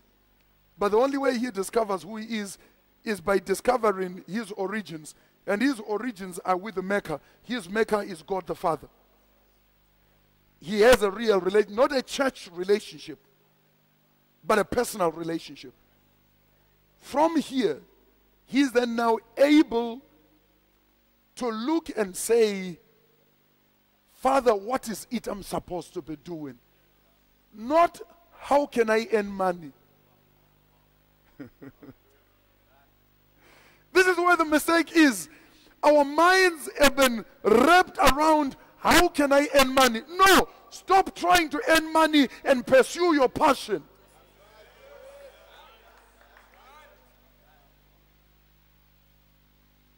You love fishing. Don't be stupid like most of these men who go fishing. You love fishing? Good. How much do you love it? Every weekend I go fishing. Good. Has it made anything? Has it resulted in material fulfillment? No. You're a joker. You're a clown. What was I meant to do? Meant to now go to the Zambezi. Go and spend the weekend fishing. Make contacts there with the other fishermen. Guys, I want to buy all your fish. I'm going to send a car every third or fourth day. You guys are going to make money from me. We agree.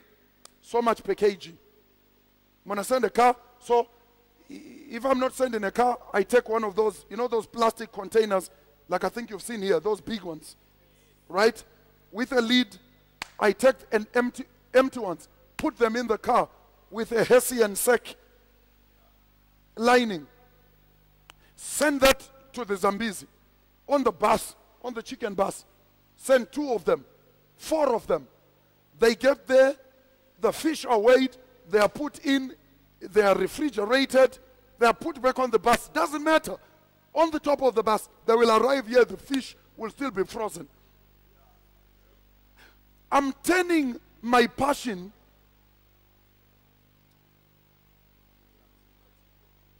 mina ngiyathanda ukuthi akula muntu okwadlala letemba elivela kuwe uthanda ubulema.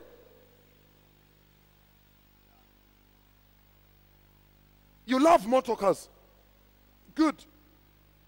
You have a passion for cars. Good. So there is the car. Now go make arrangements with Bridon Evrard. Go and make arrangements with or go and talk to someone. Do a stretch that's 5 kilometers long for all the adrenaline junkies, all the guys who love speed. Start a club. Guys, the Speedsters Club. Start the Speedsters Club, $100 joining fee. Why? If you can't pay $100, you're not a speedster. Stay outside. They'll come and pay. So have these races, Saturdays. You get there, you have your kiosk open, just a structured thatched roof, whatnot. You have your fridges there. So you start selling T-shirts, Speedsters Club T-shirt, Speedsters Club hats, Speedsters Club car, whatnot. You're turning your passion. Asifuni bombudu. So I found my passion. I'm dealing with my environment now. I'm not going back home empty-handed. Because eventually, the woman gets tired. God didn't design the woman to be the breadwinner. I hope everybody's listening. God did not design the woman to be the breadwinner. My wife, by the way, for those of you that don't know, is a qualified beauty therapist. When she was pregnant with Josh, when she gave her, what do you call it? Maternity leave application. I told her, tell them you're not coming back.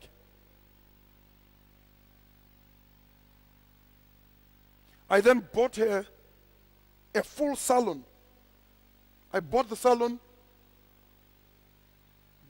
redid part of our home, and I said, there,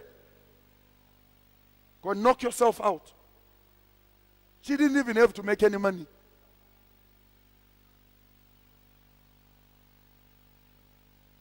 She was more important to me, helping me raise the next generation, than trying to put food on the table.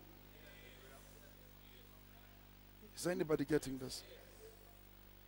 Let your wife work only because the time demands it. Not for the rest of your lives. You're working, she's working, you come back from work, this one called you a kefa, this one called you a swina, this one called you mzezuru, this one you are upset, your temperature is up, you get there, one small thing, you're fighting. Why? You're both tired. There is no one to come and say, hey, how was work today? Sit down. Take off your shoes. Let me give you a foot rub. To just look at you and know, this guy didn't have a good day today. Remove your shirt. Give you a massage. Why? Because she's the queen of the house. Says Kulumi. So is kiwa too much. Bona abantu sebezondile kathesi. Sesenza iskiwa sabasineng too much. She was more important to the family, doing what comes naturally to her, nurturing the children. She would wake up in the morning, I'm praying, she's preparing the children for school, does their sandwiches, does everything. Do you know how many years she took to do that? Just over 20 years. Then she would drive the kids to school. Then some of them would have sports. Then she'd drive, pick this one up, take them home. Then later on, go back, pick the other one up, take them home. And people say, you know, this woman is a housewife. That means she's doing nothing. Go and try and spend one day doing what she does.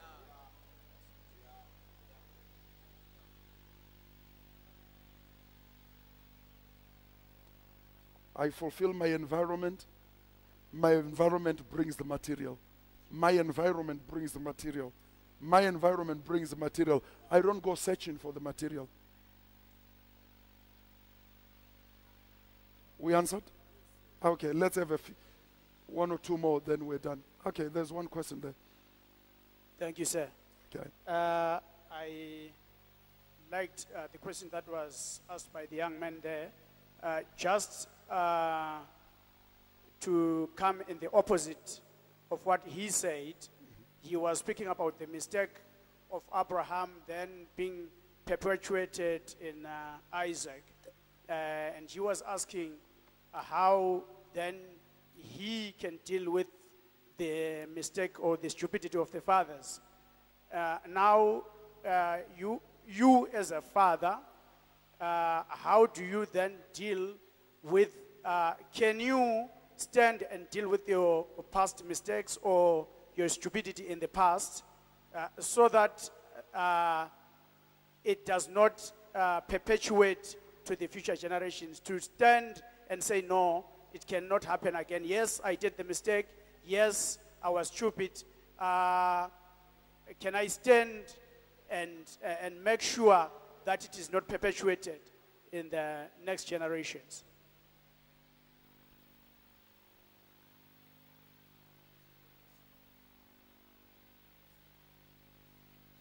He's not watching.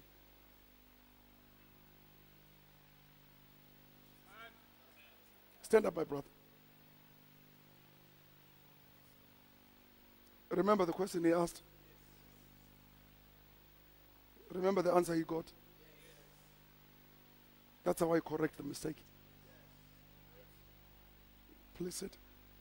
That's how I correct the mistake. Let me just add on top of that, part of the correction of the mistake, some of us need to go back to our wives and say, honey, I'm sorry for being a lousy husband or for being a lousy father. Please forgive me. From today, I aim to do my best. And you and me are going to walk together and we are going to create a great family. Please listen to me. It requires no genius but passion to raise a great family. So many of you keep wondering why I have better relationships with your children than with most of you. Because I'm using a double-pronged approach. If I can't reach you, I'll reach your children. So that's why you have all these kids. And some of you don't know, they come and report to me what you do at home.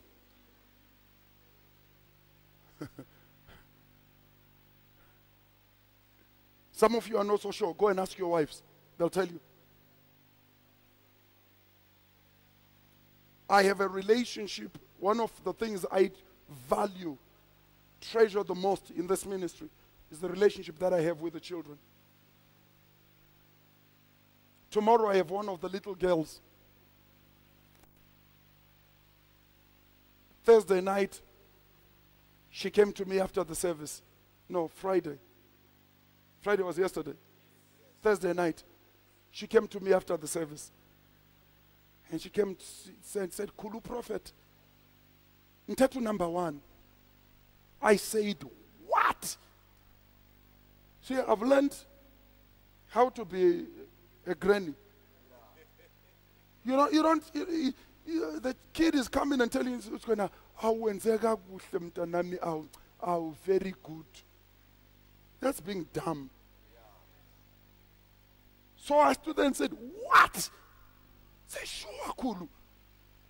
I said, yo. Come give me a hug. She came. I grabbed her and I held her. And I said, on Sunday, when I'm on the pulpit, come and remind me. Because I'm going to mention it to the whole congregation. You know why? What she did is something, I am so proud of it. I want the whole world to know. Umzukulu wami lo took number 1. Now, my father, I would come back from school with my school report. Except grade 5, I was number 1, grade 1, grade 2, grade 3, grade 6. I was number 1. My father would be given my school report. I doubt he even knew how to read it. Then he'd be told. Then he'd come and I said, no, I took number 1. I said, oh, that's good. Hand back my report. There was nothing special. There was not a day he said, here's 1 cent, go and buy a Coca-Cola. I'm not going to do this with these kids. I'm raising these kids to know that they are special, that they are champions. I have one kid who was number 43 out of 46. The mother just came. You'll know the mother. She's one of our ushers. She's big, very light. Kokom Kwananzi's daughter. Child went from 43. Number one. So I sit with these guys. Sometimes when they come to my office, I sit and we talk. You say, you talk to people who are in preschool. Go and ask them. Go and ask them. Say to them, go to Kulu's office. Majority of you don't even know where my office is. There's not one child in this ministry who doesn't know where my office is. I just come. Most of the time they don't knock. I just see the door opening.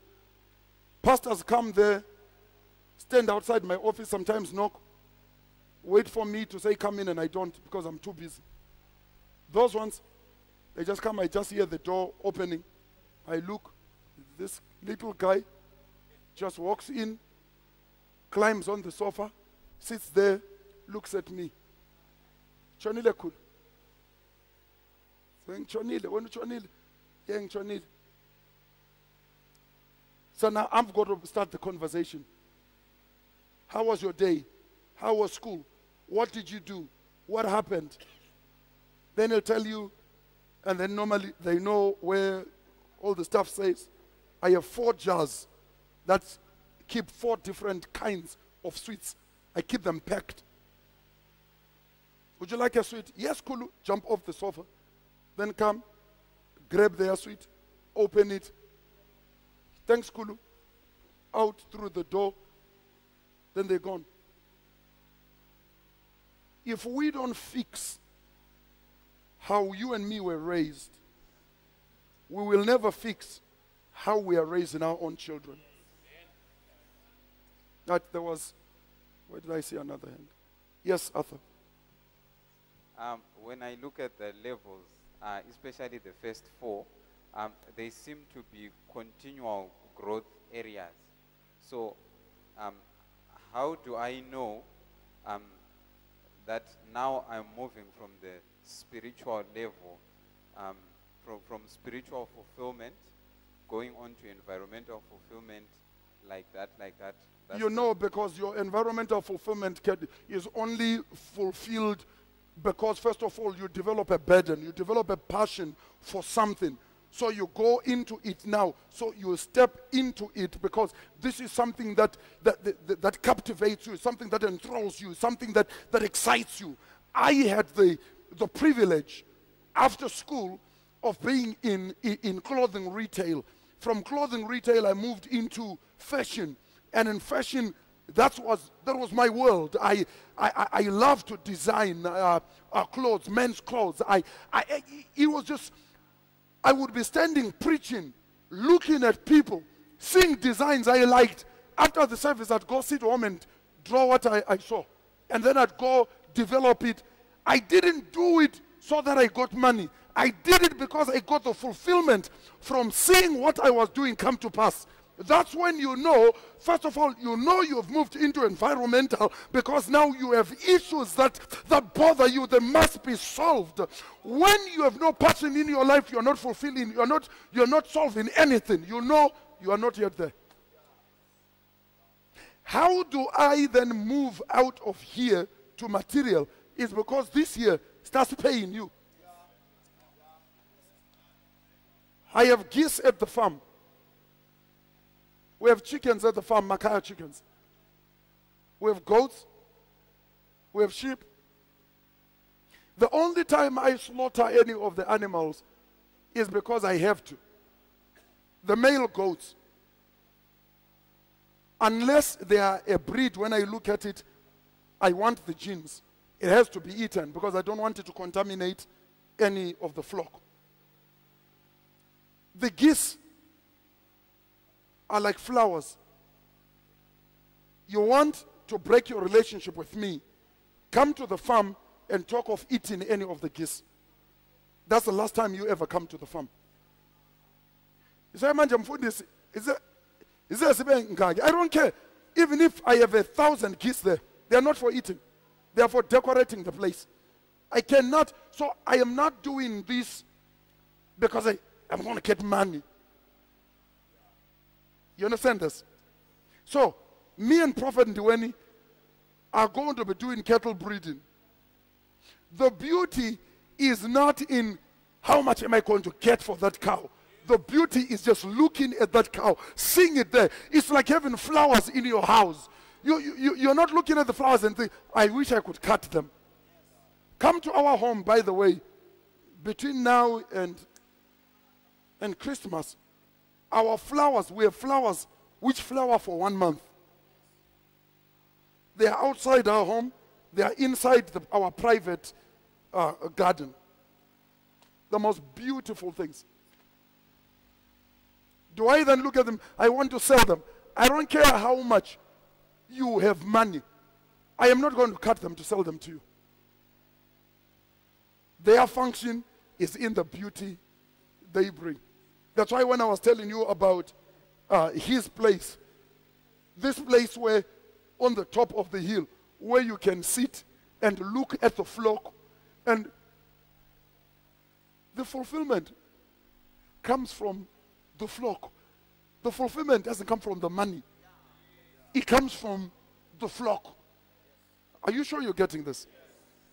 In years to come, when we've done a little bit of work, I haven't made up my mind how I'm going to fix this thing. But in front of the house, we have flat land, then a hill.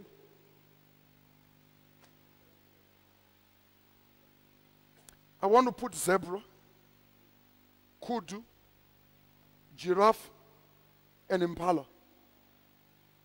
Then sit by the veranda and have those animals.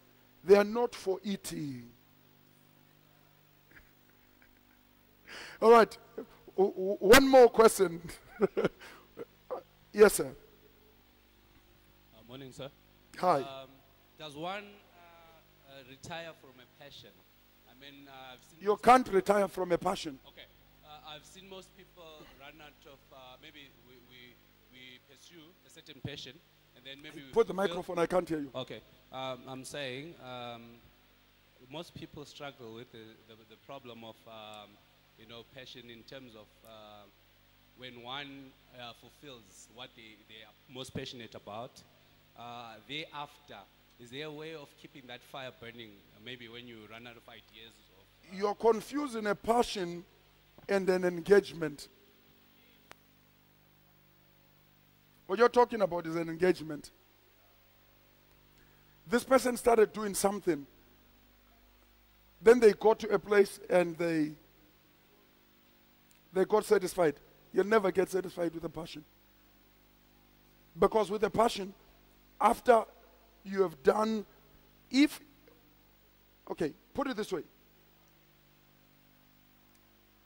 The structure of what we have, what we're doing, is designed in such a way that as we are growing our project, we are growing people to pursue the same projects, prosper as we are doing, if not better than we are doing.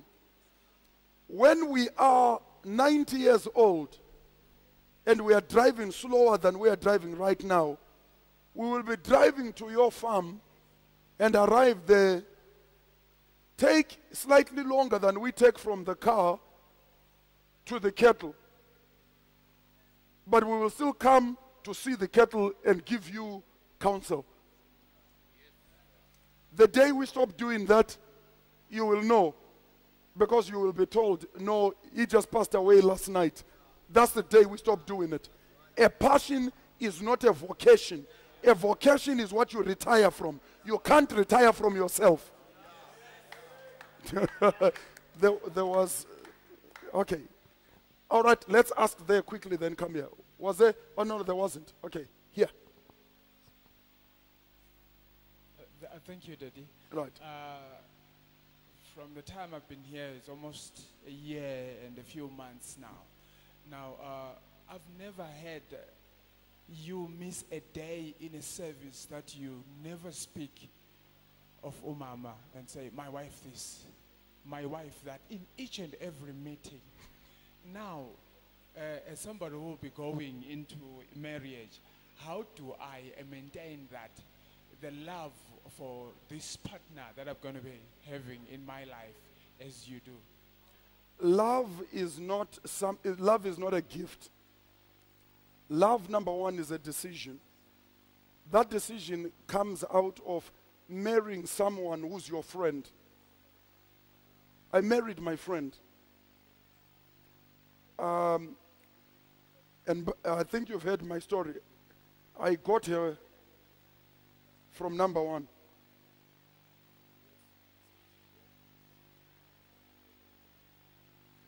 I knew who I was going to marry 7 years before I married her. She's the one who didn't know I was going to marry her. Being the man, it was my responsibility to know. So I knew that's the woman I want to marry. She loves what I love.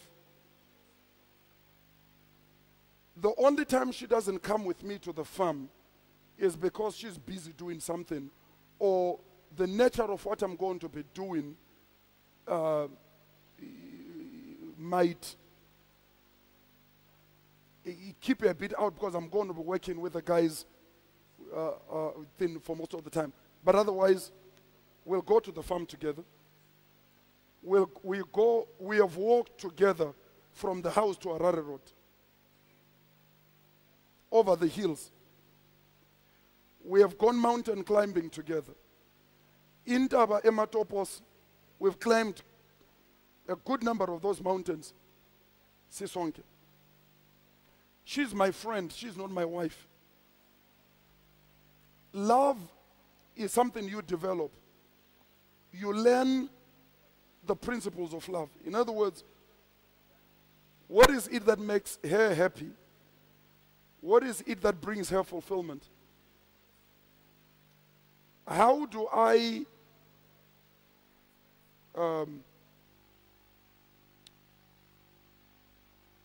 ensure that the things that are important to her are covered? One of the things I made sure about, my wife doesn't know how much money we have in any bank account. When we have zero money, my wife doesn't know. Because we have times when we have zero. We don't have a cent. When I have $30,000 sitting in there, my wife doesn't have a clue. Because my wife has never made it her business to worry herself, because she knows every need that is in the house or that she has. All she needs to do is to say, we need this. She knows it will be done.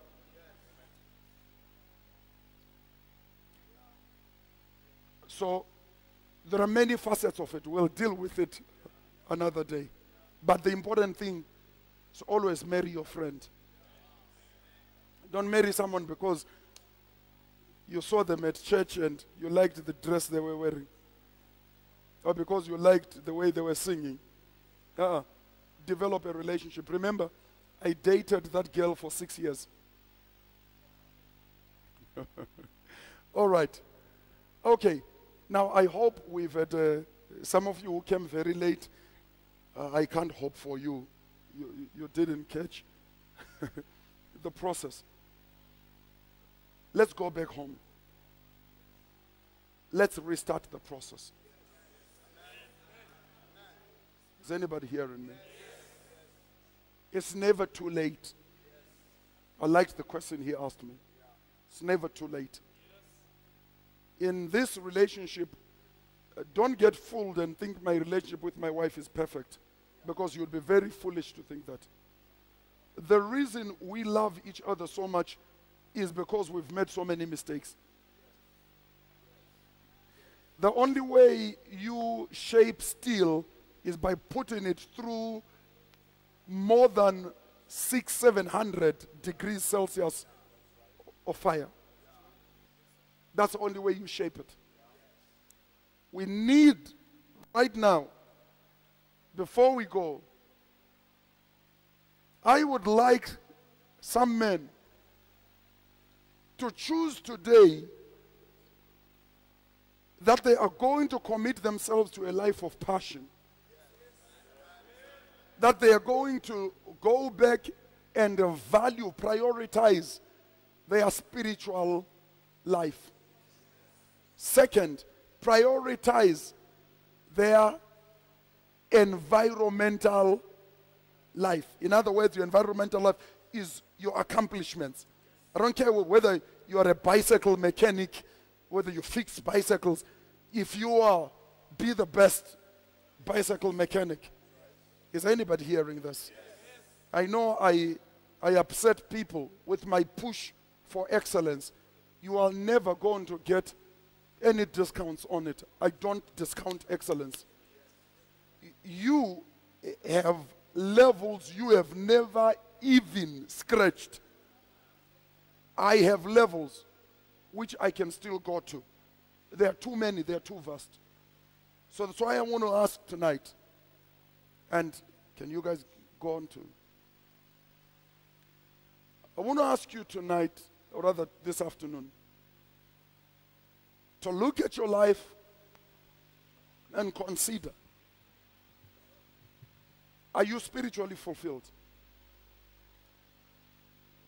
Are you environmentally fulfilled? If you are not, I guarantee you, you are not materially fulfilled.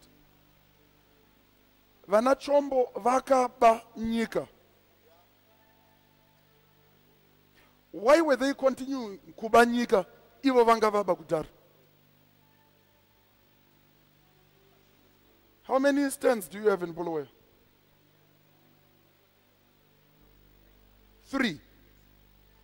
3. Sorry? You have 3. You have 4. You have none. You have none. You have none. Okay, so the most is 4. All right?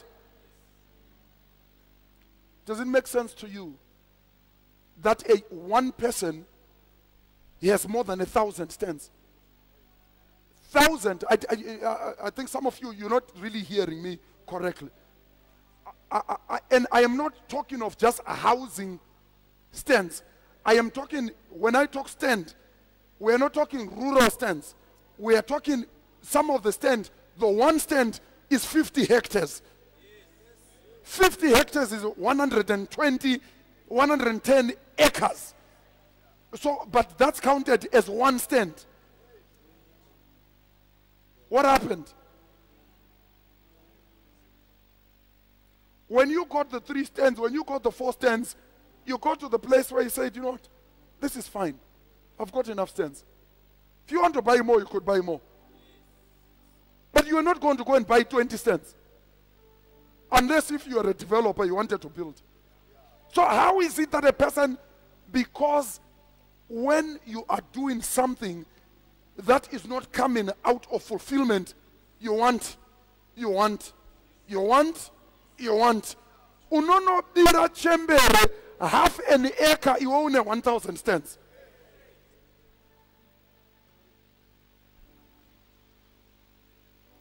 We need to deal with the process. The place, the 2 most critical. So let me just explain this. The 2 most critical, the spiritual fulfillment, then the environmental fulfillment is what precipitates everything else.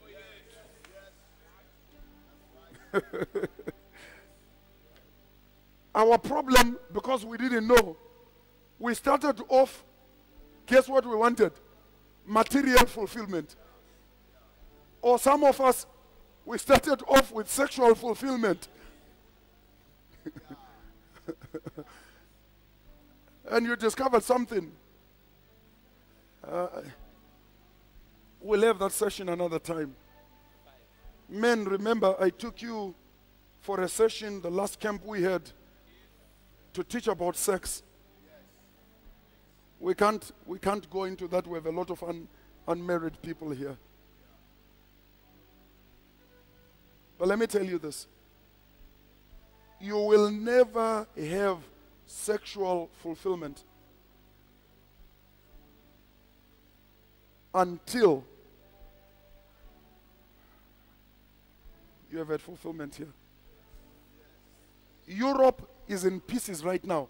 Harvey Weinstein, who is this other movie actor who has just been fired?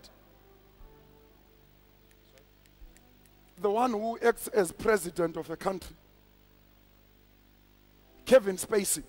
Kevin Spacey has just been fired. Roy Moore has just lost the Alabama election. All of these, guess what? Sexual scandals. So how is it that people who slept with thousands of women were still wanting more thousands of women? Why some of us are more than satisfied with one? Because satisfaction starts here. It doesn't start there. You can have sex, but you may not have intimacy. Sex is not equal to intimacy. Intimacy is with someone you are in covenant with. Please remove this pulpit from here. Don't touch anything else. I'm going to open just in case there might be one or two people who want to use the altar. We're just going to take a few minutes, then we're going to go home. Get ready for tonight. Get ready for tomorrow. Don't allow your life to waste. But Andagayo, to die tomorrow and just have a big stone put on your grave that says RIP is to have lived a wasted life. Have no stone put on it, but let people meet each other and talk and say, if it was not for that man, you know, my life would not be the same. Let that one then say, hey, ndoda, where's Lami? Let the epitaph of your life be the testimony of the Lord Jesus Christ.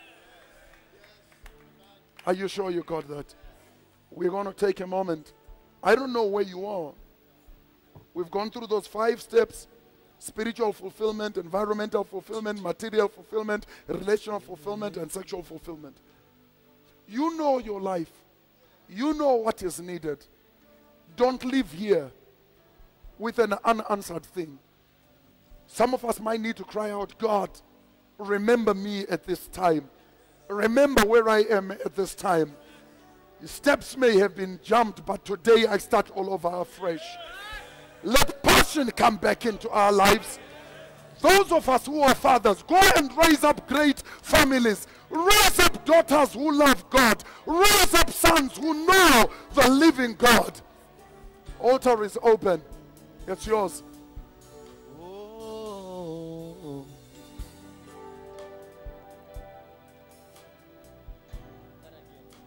Sit down. Sweet Holy Spirit, sweet heavenly dove, stay right here with us. Thank you, Jesus. Filling us with your light, and for these blessings we lift our hearts in praise. Without a doubt we know that we will be revived when we live in Sweet What are you Holy playing Spirit, from? What are you playing from?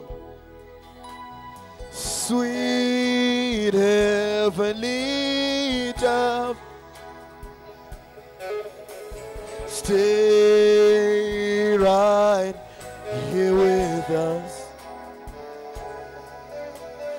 filling us with your light.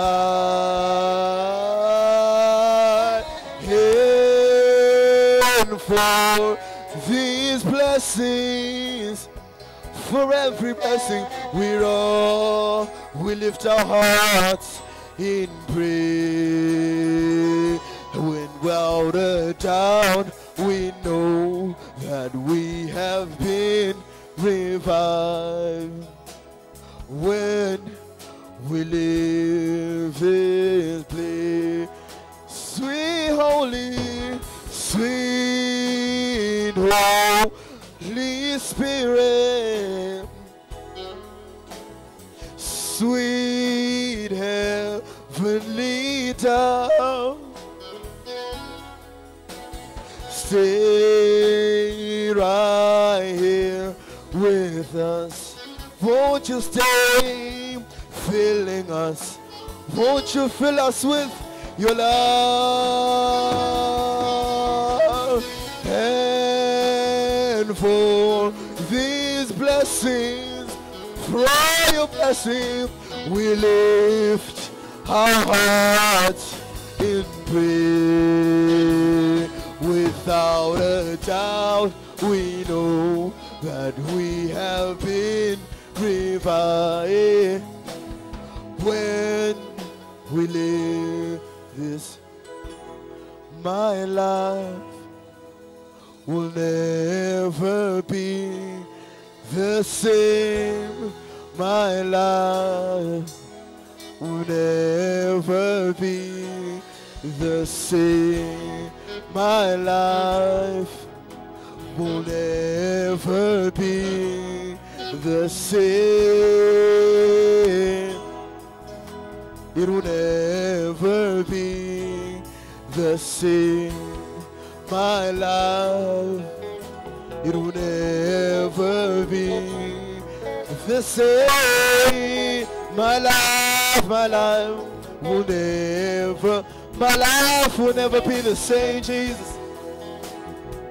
My life will never be the same.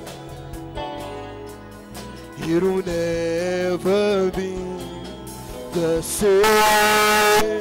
My life will never be the same. My life will never be. My life will never be the same. It will never be. I make a decision to never be the same.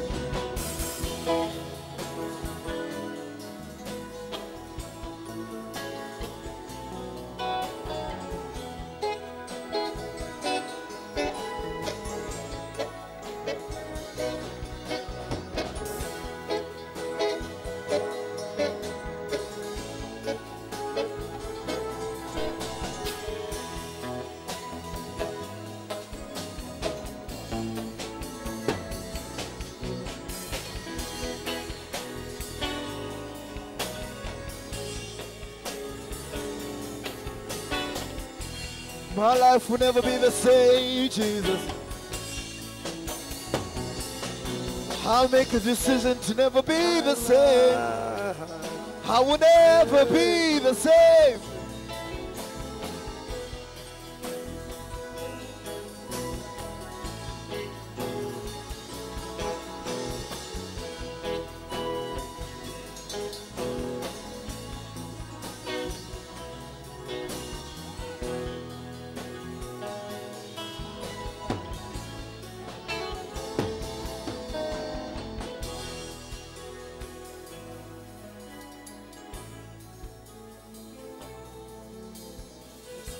Take it down. Let's take it down.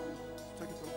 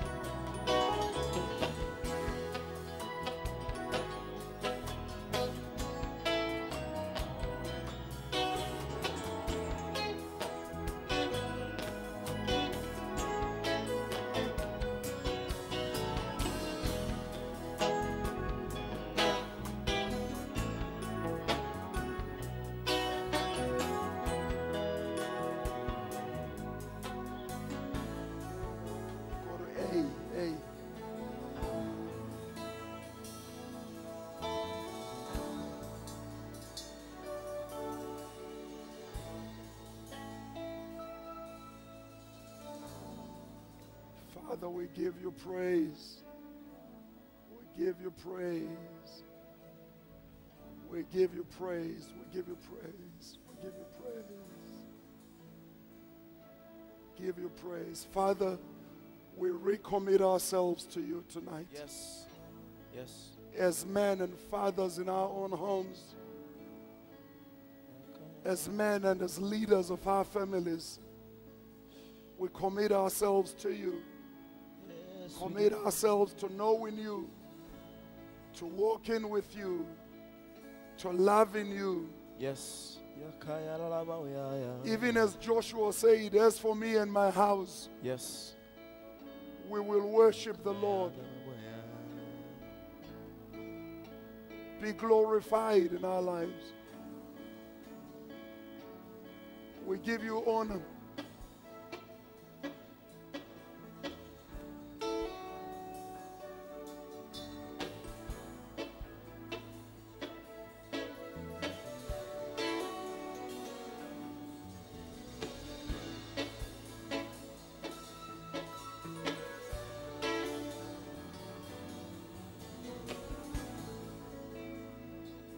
Yes, Lord. I want us to take a moment and just worship before we go and say, because I will bless the Lord and give thee glory.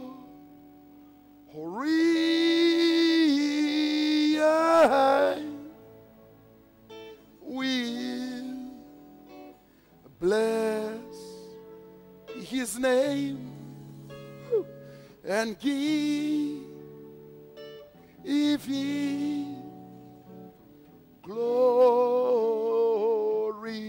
I can't hear the man say, I will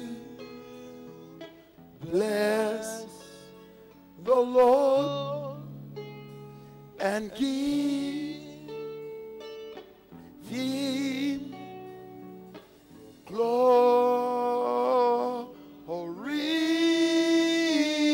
I will bless his name and give him glory. And so, Father, be glorified in the lives and in the hearts of the men. Thank you for speaking into our lives. Thank you for speaking into our space. Receive, therefore, the honor from tonight as we take control of what we have lost and as we make right what we have wronged. Thank you for a new day. Thank you for a day of great passion. Yes. Thank you for a day of great fervency. Yes. We glorify your name tonight. Yes. In the name of Jesus. Hey, yes. God bless you. We are going to take a few more minutes worshiping, but please, you're welcome to go home now. Go and get ready. Fix what has been wrong. Don't leave here if it's not yet fixed. Yes, sir. Make it right. Yes.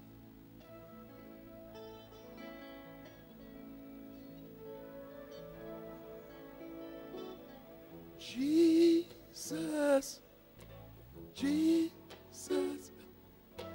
Down and out I thought I was, but your love has made me feel complete. Jesus, Jesus. Sing down. I love and love and love and love and love and love and love and love you. Na na na na na. Na na na na na. Na na na na na. Na na na na na. Na na na na na. Na na na na na. Jesus, say Jesus. Jesus, Jesus.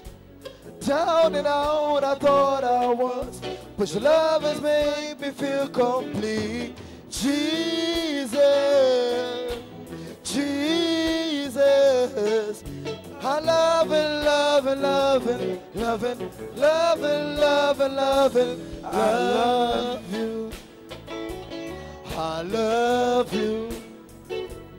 I love you. I love you. Say, say, say, say. From the very bottom, now I'm now at the top. I'm sailing through. At the very bed, you guys stop, then play some tempo, just like a bird. Release in the air. I feel like I'll fly away. Jesus, Jesus. Down and out I thought I was, but your love has made me feel complete. Jesus, Jesus. I love you. I love you. I love you. I love you. Yeah, I love you. Yes, I love you.